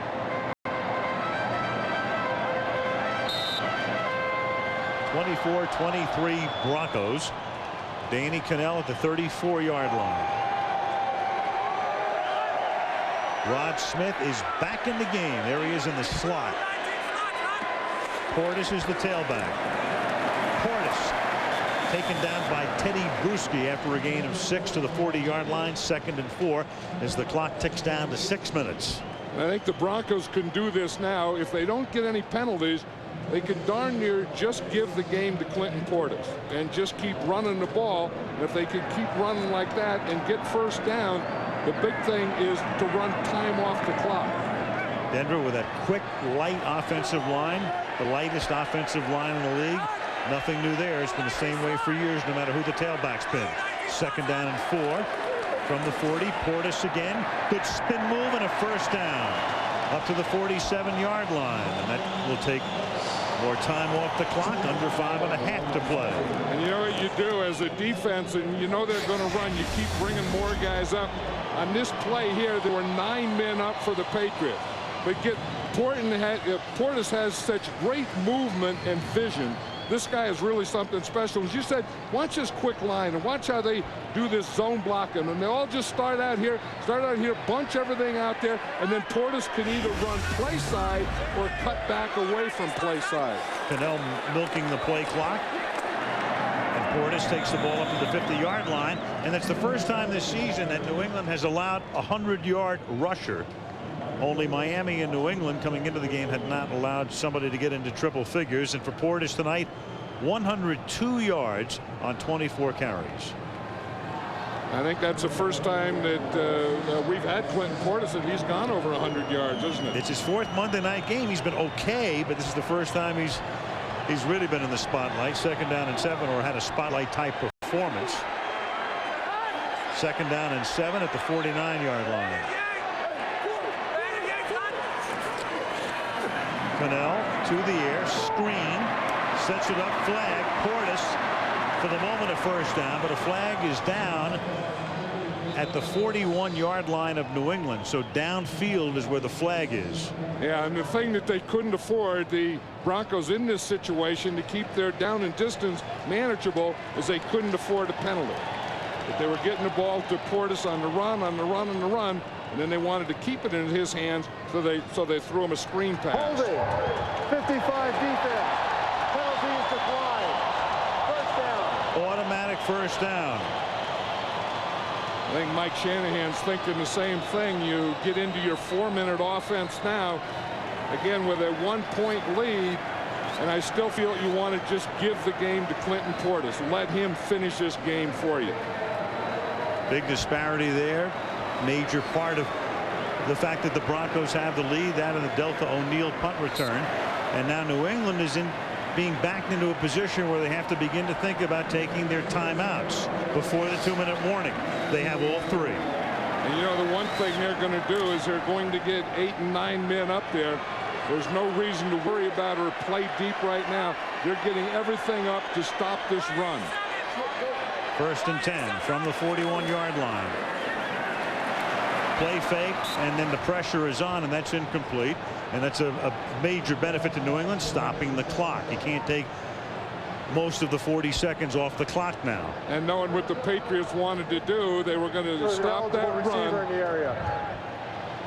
And they were also going to stop the bootleg. So when Portis would run away, now they're waiting back here for Danny Cannell on the bootleg.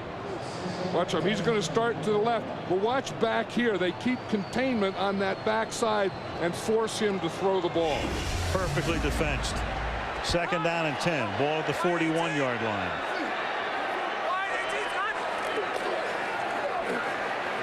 Cannell throwing. Caught sharp. Good open field tackle made there by Eugene Wilson.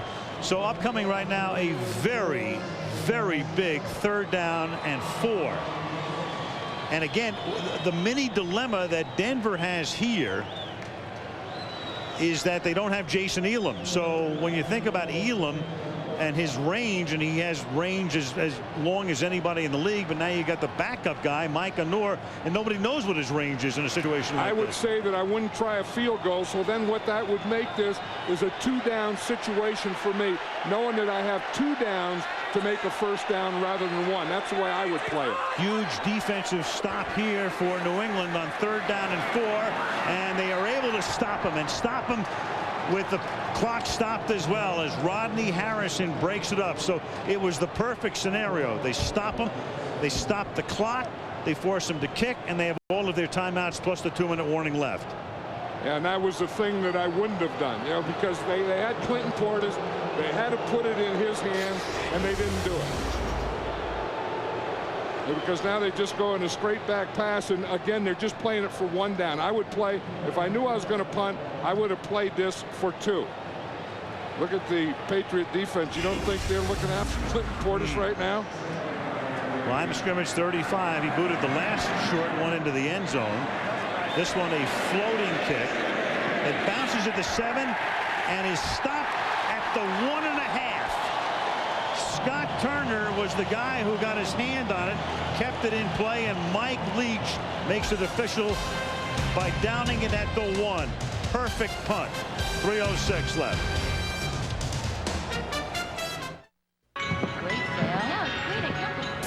Don't miss sharing a single moment this holiday season. Jenny got stuck at the mall again. Give your family the gift of unlimited family calling anytime minutes from Verizon Wireless, the company that gives you the nation's most reliable wireless network with fewer dropped calls. Also gives you unlimited night and weekend minutes on up to 4 separate lines on the America's Choice National Family Share Plan. Plus, hurry and buy 1 Nokia phone for $49.99 and get a 2nd free. Verizon Wireless, we never stop working for you. Can you hear me now? Good.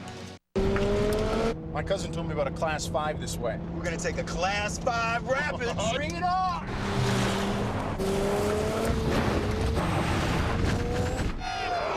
All right, let's do it.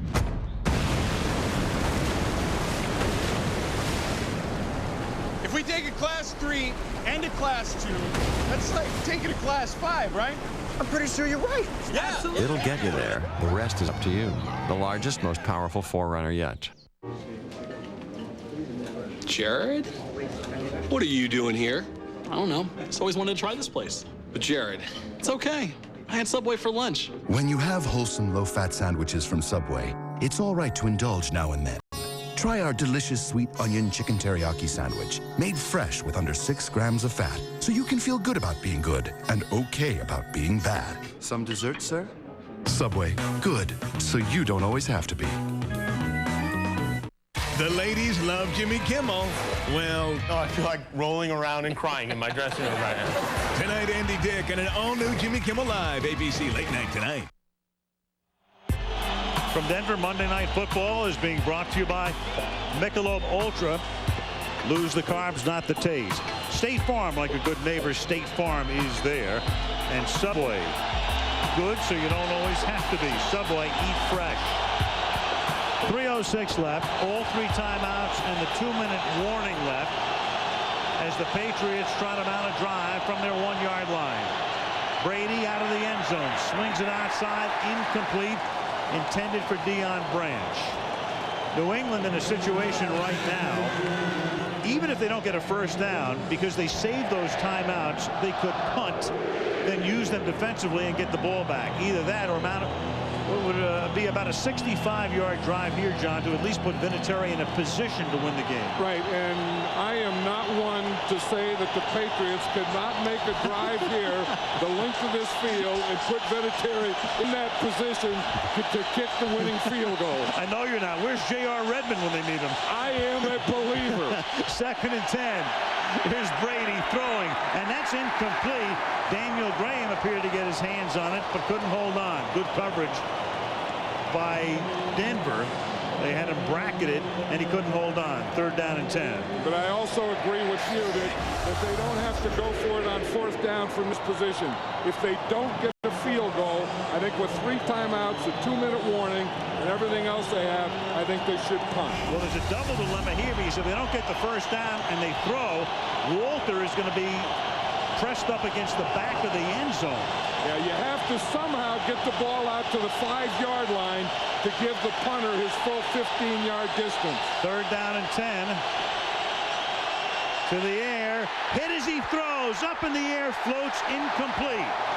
So now they still have all their timeouts. They still have the 2-minute warning, but what becomes the big problem now is can Walter get the kick away on a 10-yard snap? And if you're the Denver Broncos, you have to go for the punt block. You know that you're going to get good field position here, but you want to get up there and then you want to put a punt block on. Here's the rush right here, and they get back to Brady and hit him just as he throws that. Bertrand Berry put the pressure on. You know something, John, in this situation, I mean, there's a part of me that says you could almost take a safety. You're going to have to kick. That would make it a 3-point game. You're still going to have to kick, and then you're trying to stop Denver defensively. Just a thought. That's not a bad thought, yeah, and they did it. That's what they did. Yep. That's what they did. It hit the goalpost. That's a safety. So that's exactly what they were thinking. And it's a good thought because you're going to have to kick anyway. You're going to have to get the ball back anyway. It's a 3-point game, so a field goal will still tie the game. Yeah, and you're gaining 20 yards from the spot where you'd have to kick the ball. He must not have trusted his punter on this one because you usually snap the ball to the punter and then let him just step out of bounds. That one was just snapped at 12 o'clock. One thing as a coach you never want to see that ball coming out there at 12 o'clock. Whoop. Lonnie Paxton putting it right off the upright. You actually, for Walter, you gain 30 yards because instead of kicking from the back of your end zone, you're going to kick from the 20. And that was good defense by the Broncos by not letting them get off that goal line there. But I think that was a good call. You know, to take the safety there. Now, the only thing is, you have plenty of time because you have the 2-minute warning plus, as you say, all 3 of your timeouts. but now a field goal would just tie it. Right. That's what you give up by doing that, but I think it was a good choice. I do too. And now they put it on the defense to get the ball back. 26-23 Denver. Have you ever seen an onside kick from a free kick? I have seen that. You can do that. I mean, a free kick, usually have your kickoff coverage plus your punter in there, and they have their kickoff return team, and you could. I don't think they're going to do it, but they're kind of in an onside prevent. As you look up here, they're kind of expecting or playing for it. Yeah, they've got 6 guys up there within 15 yards, and it's a short free kick, but it can't be handled by Anderson. It's a free ball right now at the 16-yard line, and it's Delth O'Neal who gets taken down to the 13, and that on the kickoff, that's a free ball. And O'Neal had to go back and just cover up. So now Denver will start from deep in its own territory. And the decision by Belichick looks perfect at the moment. I'm not sure what the Broncos were thinking on that. I mean, you just have to play that. You have your kickoff return team in there, but you have your punt returner. And you just have to go and catch that thing. It doesn't look like, it looked like one of those things, I got it, you take it, and no one took it. And as you say, that was a free ball, and if O'Neal doesn't get it, the Patriots could have recovered that. From the 15-yard line, they give the ball to Clinton Portis, and now New England will take a timeout. Their first, 2 remaining, plus the 1 at the 2-minute mark. Yeah, they'll get 1 at the 2-minute warning, plus they're going to get 1 at change of possession if they stop them. 26-23, the touchdowns tonight. For those of you tuning in late. Early on, it was Portis taking it in from 15 as they cashed in on a New England turnover. And then that long pass to Deion Branch to tie the game. It was 10-10 when Anderson made the catch there to make it 17-10. It was 17-13 at the half. That gave New England the lead. And then Delth O'Neal with a big play right there. The punt return in the third period to make it 24-20. New England's added a field goal. Denver has picked up a safety. Brady keeps warm. And it's 2nd down and 8. Mike Shanahan's trying to call a play that'll get him a first down or closer to a first down so they can get one on 3rd down. Oh, and his movement on the right side by Matt Lepsis. False start. Ball start. Number 78. Offense. 5-yard penalty. Still 2nd down. Hey, that's a tough thing for the Broncos, but a big play for the Patriots because the Broncos don't have that kind of offense now that they can overcome those kinds of penalties that put them in long yardage situations. And now Sharp is on the sideline. Dwayne Carswell is in at tight end here as Shannon Sharp gets the attention. 2nd and 13 at the 12-yard line. Rod Smith in motion. Portis on a draw. And Portis with a nice gain out to the 20-yard line. So now it's 3rd down and 5. And New England will take a timeout here. Timeout. New England, 2nd team starts timeout. With 2.5. 30 seconds. And you know, you always want to keep your timeouts in bunches, keep all 3 of them. But after you start taking them, you can't allow a first down. And that's what they're going to have to be thinking about when we come up to this next play. Cannell with 163 through the air. Portis, nice night, 111. Rod Smith with 4 catches tonight. On the other side, Brady closing in on the 300-yard mark. No rushing game to speak of, with Falk 5 carries. Though Antoine Smith has 16 carries for 55 yards. This is a big down. 3rd down and 6 from the 19-yard line. Tight roll, pass, not caught. Ashley Lilly, and again, that's the perfect way for that play to end for New England, because not only do they not pick up the first down, the clock stops. They still have, in effect, 2 timeouts, including the 2-minute. As you say, that incomplete pass saved the Patriots a timeout. Because if you stop them on the ground or stop them in bounds, you still have to take the timeout. And they're going to get pretty good field position here. Mike Anor. Good kick. 34-yard line. Troy Brown to the 42-yard line. So with 2:15 left, they're at the 42. They have to get it to, let's say, about the 30 to give Vinatieri a better than average chance. In fact, when you look at Vinatieri lifetime, he's one of the best in the league from 50 plus. Adam Vinatieri is 8 of 13. Again, with 2 minutes 15 seconds, time isn't going to be a problem here. The Patriots have plenty of time.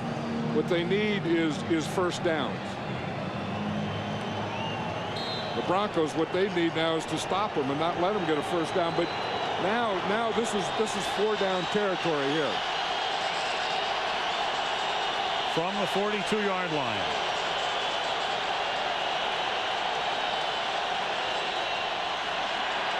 Brady under pressure, gets it away, caught, fought, tackled.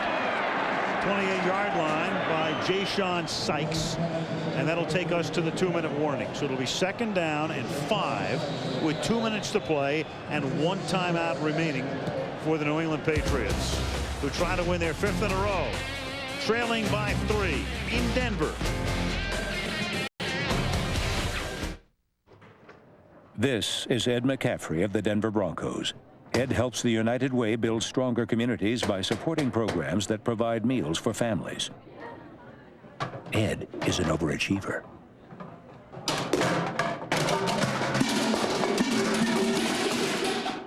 He's also good under pressure. Shirley.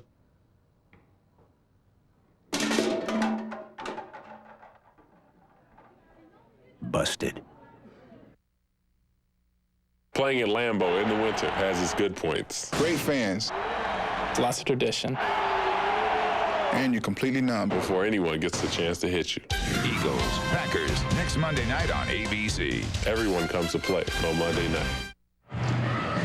Autotrader.com postgame show comes up next as we have 2 minutes to go.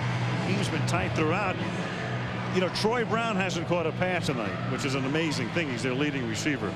You wonder. Yeah, and you think somewhere in this drive he's going to, because the first thing the Patriots have to do is get in position for a field goal. Now, all field goal is going to do is tie the game if they make it. I think you get in position for a field goal, take a shot at the end zone for the win, and then settle for the field goal. Go for the win and settle for the field goal. Not try to get in field goal range to get a field goal.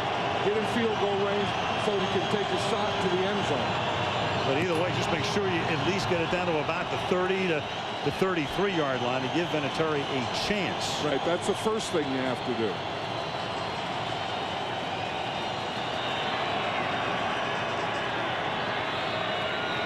Brady with 3 more yards through the air will have a 300-yard night.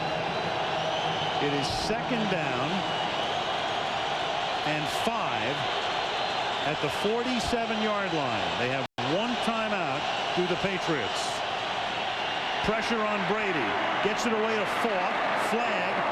Falk has the first down pending the penalty. And then he is corralled by Al Wilson.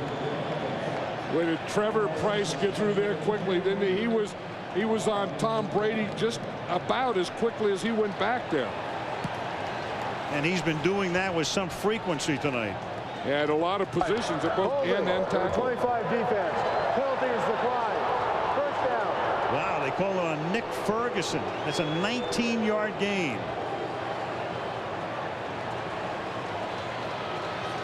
What's Trevor Price? I was talking about him. He beats Tom Ashworth. He just takes an inside move. He just comes inside right now, right there, and he's right on Tom Brady. Brady can feel it, and then he goes to that side, just gets a little to the outside of Price, and is able to get that ball off. So they get to the 34. If they gain nary a yard from here, it's about a 51-yard attempt for Vinatieri. But they have 1:50 in a timeout. Brady going deep and incomplete. And as he suggested, John, get down into that field goal range and then take a shot. And Troy Brown was the intended receiver, covered by Brandon. And you know that, at some point in this drive, he was going to look for Troy Brown to make the big play. Remember in the overtime 2 weeks ago against Miami, it was Troy Brown that made the big play. That's Mario Fatafei, the backup defensive end who comes limping off.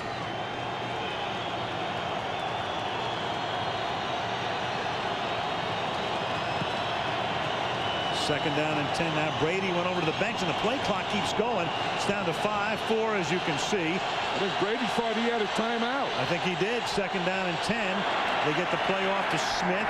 He's tackled for a very marginal gain. Yeah, the Patriots have one timeout left, and it looked like Tom Brady thought that they took it because, as you said, he was over there in the bench and the clock was going down, and they got it off just as it expired. Or he might have seen Fadafei hurt, and maybe he looked around before Fadafei came limping off the field. And it's third down and 10. And the Patriots have to get a first down here, or they're going to have to attempt the field goal if they don't.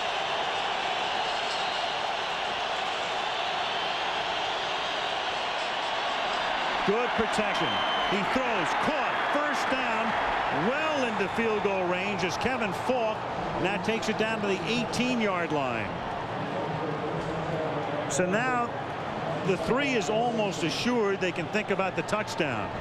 Right, and that's exactly what they should do. They have the field goal. They have the field goal position.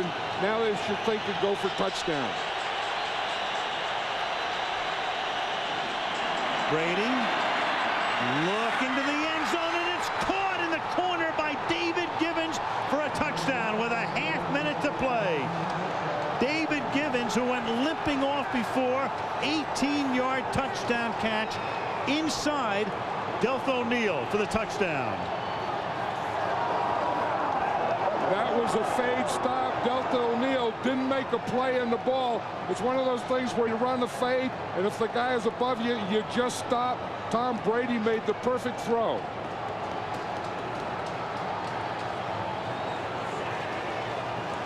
Listen to this place. This place has just gone quiet there and shot.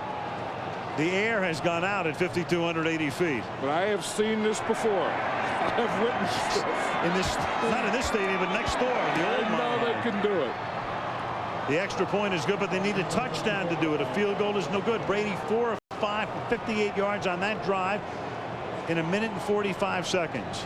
Let's watch David Givens and watch what he does to Delth O'Neal. It's what you call a fade stop. It's like the fade is just running up. Now you just stop and you throw it to your back shoulder. That's exactly what Tom Brady did. You throw it outside to the back shoulder. See, he sees that they're even. He knows that he has the play on the outside back shoulder. Delth O'Neal was in a position where he didn't even attempt to make a play on this.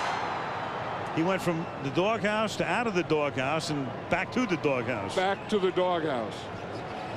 Because you have to know that they're going to go for the end zone, and they're going, that's the play. I mean, you're going to run a fade, and you're either going to get it up or you're not going to. Well, Trevor Price was very, very close to getting there. But he just extends. He just hits Tom Brady as he throws the ball. Trevor Price has been all over Tom Brady tonight, but I'll say this: Tom Brady is a good quarterback, but he's a tough guy. And Tom Brady will always hang in there. Little symmetry there. 35 attempts, 350 yards, 10 yards per pass attempt. The last time Brady played a game in this stadium 2 years ago, in the fourth quarter of the game, he threw 4 interceptions in a period. And tonight, 30-26, he gives them the lead. Denver has 2 timeouts, but again, a field goal does them no good.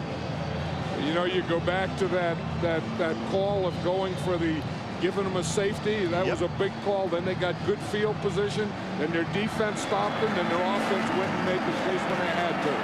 Vinatieri's kick. Chris Cole's going to come out of the end zone. Cole swinging it to the outside. There's a flag.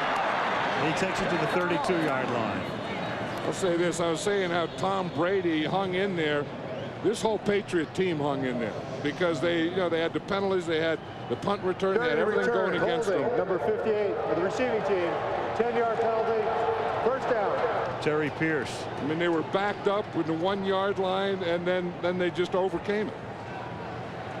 Extremely resilient team. Again, you go back to opening day, and as we said at the top of the show, you couldn't have a more onerous beginning to a season than did the Patriots. They released Malloy. a lot of consternation. Teams wondering what in the world's going on.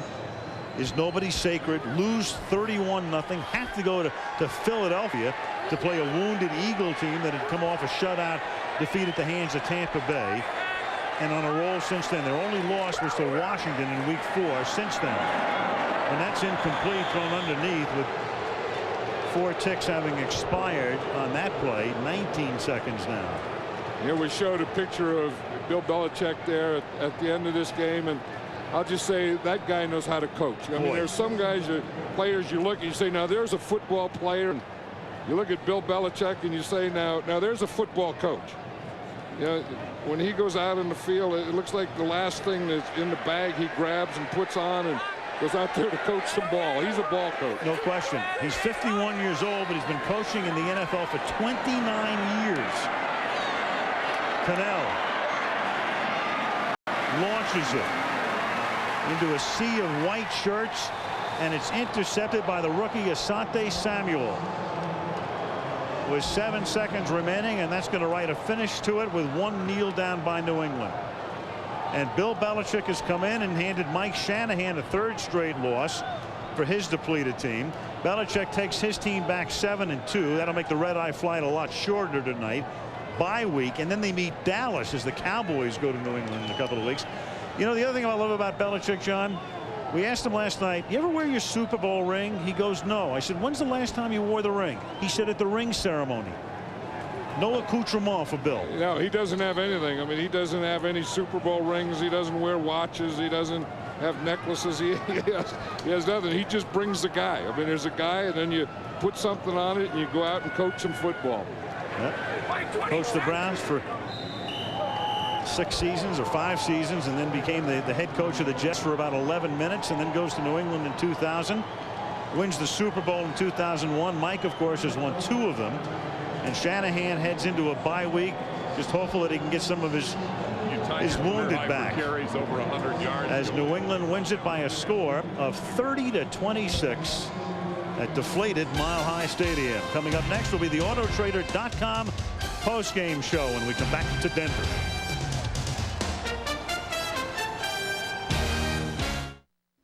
We need a car.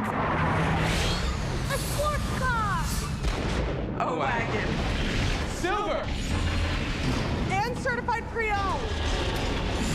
That one.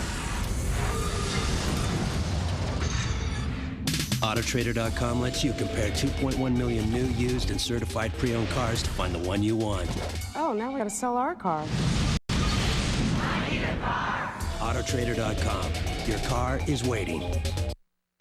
Room service. Your grape nuts, sir. It'd take 4 bowls of grape nuts to get the B vitamins in just 1 bowl of total. That's a manly breakfast. Your raisin bran. 10 bowls to equal the zinc in total. I'll keep the gym open. Your special K, Miz. 40 bowls to equal the calcium in total. Late checkout this morning? You need Total. It's got a 100% daily value of 12 vitamins and minerals. No other leading cereal comes close. Pull a Total, I'll take Total. Kitchen's just closed. Total Raisin Bran. 1 bowl, 100%. ABC puts on Sunday's best. Sydney Bristow's secret You kept Sydney's secret from me. is finally exposed. A new alias. And he said, She wanted to have sex. she said, He raped me. and the truth will destroy one of them. How could we have missed this? An all-new practice. Sunday's best starts with 10, 8 at 8, 7 Central on ABC. Welcome to the Autotrader.com postgame show. Here now, Al Michaels. Finally, a Monday night game that's real good from start to finish. We've had some great finishes this year, but nothing is held in like this one all the way along. And Tom Brady, who adorned the horse trailer last year after the opening game, is back up on the horse trailer again this year, and Tom is with Lisa Guerrero. Thanks very much, Al. Now, Tom, you were finally able to capitalize in that final drive. Exactly what do you say to your teammates in the huddle?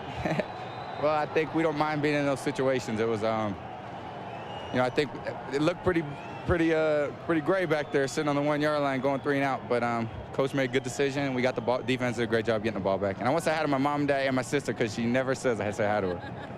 Well, your record is 7-2 right now. You're in first place heading into the bye. Are you comfortable with where this team is right now? I think that you know, we're playing better each week. And I think, you know, each week it's someone different that's stepping up. David Gibbs made a great play in the end zone tonight. All right, Ian. See you, buddy. But, yeah, everyone's, you know, we're stepping up at different times and you know, pulling out victories. So it was a good win tonight. Well, finally, as a confidence builder, how important is this win for the Patriots as you begin to make a playoff run? Big. I mean, that's big. I mean, with what happened in the AFC East this week, we really need this one. And it's never easy playing here because the fans are into it and they got a great team. And with all those penalties and a lot of those missed opportunities that we had, I'm just glad we could pull it out. Congratulations. Thanks very much, Tom. Al, back up to you. Thank you, Lisa. 350 yards through the air, and they did overcome 14 penalties tonight to win the game and head home with a mark of 7-2, and that wraps it up for the Autotrader.com post-game show. Next week to Green Bay we go. Packers-Eagles on Monday Night Football. That'll be a good one next week on Monday night. Coming up next, your late local news on the West Coast. Stay tuned for an ABC News special, Jesus, Mary, and Da Vinci. Al Michaels, John Madden, Lisa Guerrero saying good night from Denver.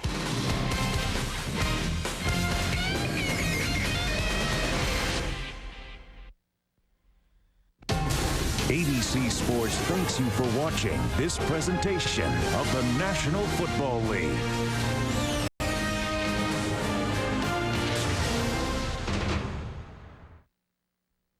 It's 4th down and 10, though. The Patriots pinned up against their own goal line. They snapped the ball well over the head of the punter. There was a reason for that, of course. They were down 1. Kicked the ball to the Broncos. They come down, get a field goal. It's a 4-point game. That led to ultimately the Patriots win, didn't it? Yeah, and Ravi, it has a lot to do with field position. If you punt from your own end zone, the other team gets it at the 50. Now you're in a bind. Great job by Bill Belichick and the special teams to take that safety and count on your defense. Their defense has done it all year. But the final drive, it's always about patience, and it's always about making sure you take the checkdowns that are there. Get this drive started. You get a little screen to Kevin Falk. Gets yards. Terrible tackling by the Broncos. Takes a linebacker rolling all the way down the field to make that. So you get that first play there to Falk, which is a momentum changer. The flag was against the Denver Broncos. So we'll roll again. Brady understands. You think he's been in this situation before? Remember the Super Bowl? Yeah, I do too. Falk, another first down. Dumps it off. Just moving it when everybody says, should we settle field goal? Tom Brady waiting, gets another play call, and then to Givens. Patience, patience. Now you throw behind. Great decision by Brady, understanding that the corner was over the top. And what's he do, Ravi? We call that the throw behind. You throw it behind the guy because it's harder for the corner to come back and get it. The receiver knows it. Great job by Belichick. Great job by Brady to put that thing away. Brady had horrors in this stadium, once throwing 4 interceptions, but on his last drive, completed 4 of 5 for 58 yards. Obviously, with all the quarterbacks going down for Denver, you need to score somehow. Special teams played a role in this thing, and that was something the Patriots hadn't allowed in a long time. Yeah, Deltha O'Neal making, and you know it was bad special teams. You'd think that somebody would get a hand on Deltha O'Neal, who didn't play much in the secondary because he's lost his job this year. So what's he do? Got to contribute on special teams. It could change the course of a game. Let's go back now. Remember, this is the first part of the punt, a hold. Just like when you foul pop it and the first baseman drops it in foul territory, and you're going to give a guy another swing of the bat, especially when the guy's a home run hitter and could hit it into the upper deck.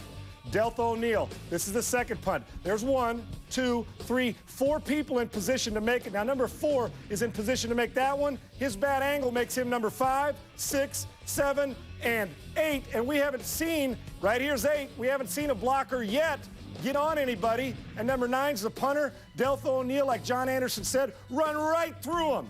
Don't dance around. He does. Deltha O'Neal gets it into the end zone with a big momentum switcher. Now you got to wonder, does New England answer? And Ravi, we know they did in this football game. They sure did. Here's your Operation Delta Force. As Sean pointed out, he lost a job, but this will help. His 3rd career kick return for a touchdown. 2nd against New England. He ran back a kickoff after a safety on a game that was at Mile High back in the year 2000. So he's been a thorn in the Patriots' side. And a thorn in the side of Mike Shanahan tonight was, of course, Tom Brady. Let's get the thoughts of the Denver coach. Well, they had timeouts left, so if we run the football, they get the ball with 2 minutes and 20 seconds left in the game. That's a lot of time. If we get to first down, we chew up their timeouts, and probably the game's over. That wasn't even a thought process there. We utilized 2 timeouts in the first 2 downs. And the 3rd one, we tried to get the first down and obviously put the game away. Are you concerned your team's a little demoralized going into the bye Yeah, it's tough. Anytime you lose 3 games in a row, especially the way we lost this one, it's pretty tough. And you find out what you're made of as a football team and organization. That's part of this profession. You gotta have, you gotta go back and look at yourself. And as I told our football team, the only way you got a chance to get better as a team is everybody goes back and they look at themselves, what they could have done differently, during the game to win it. And if you do that, then you got a chance to make some good things happen. We still got 7 games left in the season. Obviously, it's a tough game. I think we know history. Some of the teams have been 5-4. A couple Super Bowl teams over the last few years have been 4-4. Still been able to get it done. And so that's on the positive side. Right now, obviously, there's a big disappointment. Not finding a way to win that game when we had our chances. Credit to New England that they found a way to win it when the odds didn't look very good in their favor. Can you talk about the complexion of how it changed when Elam went out, especially in those last couple of... Well, a big-time difference. Anytime you can't kick a field goal, and you got to score a touchdown, it changes a lot of your decisions during the game. There's a couple of situations in that game that we were in the plus territory that if you got a good your field goal kicker's there, you run the football, you go for it, and you almost got an automatic 3 points. Even if you do get it, you still got to get the ball in the end zone. So yeah, it does change things up. Mike, is your disappointment, is it tempered in any way because of the fact that you're on your 3rd quarterback, you lost your kicker tonight, and you've had the injuries on defense this season? Well, I mean, you can talk about a lot of different things, but we had a chance to win the football game. That's what's disappointing. Everybody's got injuries, and it's always tough. I thought we came back offensively and did some good things. With McCaffrey and Chris Cole being out the last couple of weeks, not having a 3 wide receiver set, and with Ron Smith going out there on that one 3rd down, kind of limits you. So, yeah, it's always part of the National Football League, especially during the midseason. If you're lucky, you stay healthy. If you're a little bit unlucky, you get some guys banged up. Hopefully, after the bye week, we get a lot of our guys back. Well, on the other side of the coin, there's Belichick, who's dealt with injuries, and now his team is 7-2. Of course, the way it turned out, we got good field position on the kick, the punt after the safety. We're able to make the stop there on that possession that the Broncos had, and then once we got the ball in the field goal range, then we felt like we could take a shot down there for the end zone. And Tom made a great play on it. Charlie made a great call. Tom made a great throw, and we had good protection. And of course, David made another nice catch. So. That's kind of the strategy there at the end of the game. But, we played a real good football team, and, in the end, it can't get much closer than that. We just made, maybe one more play than they did.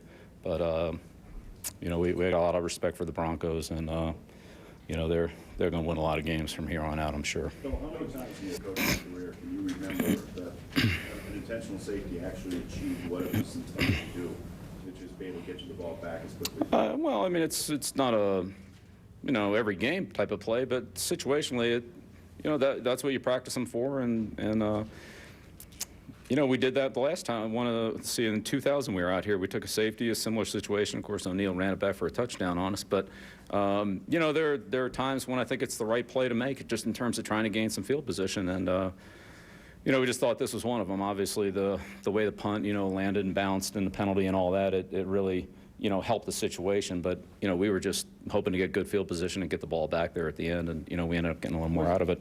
Was the discussion prior to it just over the means of by which you're going to take the safety? No, it was really a pretty quick decision. I mean, it's 4th and 10 on the 1-yard line. You punt it out of there. You get a 40-yard punt. They catch it on the 40. You run it back to the 30. Now they kick a field goal, and you're looking at, even if you stop them, now they kick a field goal.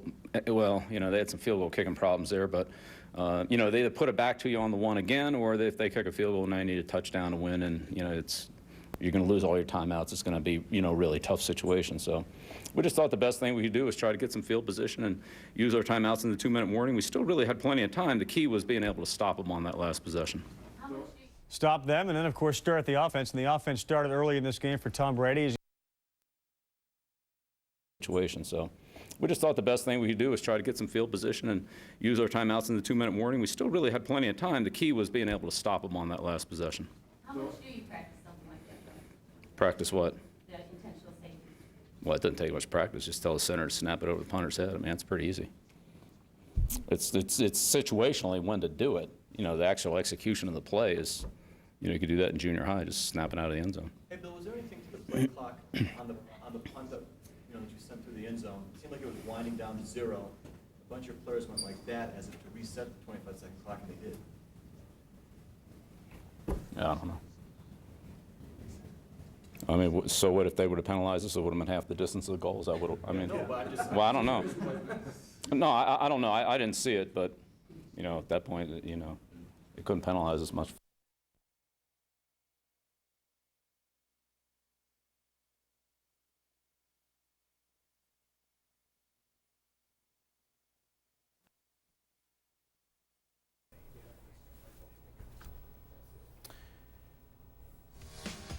All right, we Miami was 1, now we're 1, and you know, it's just with them losing, you know, just basically keeps putting us up there, you know, on the higher rank. Unbelievable season. Congratulations. Thanks a lot. Appreciate it. Let's send it back to you. Okay.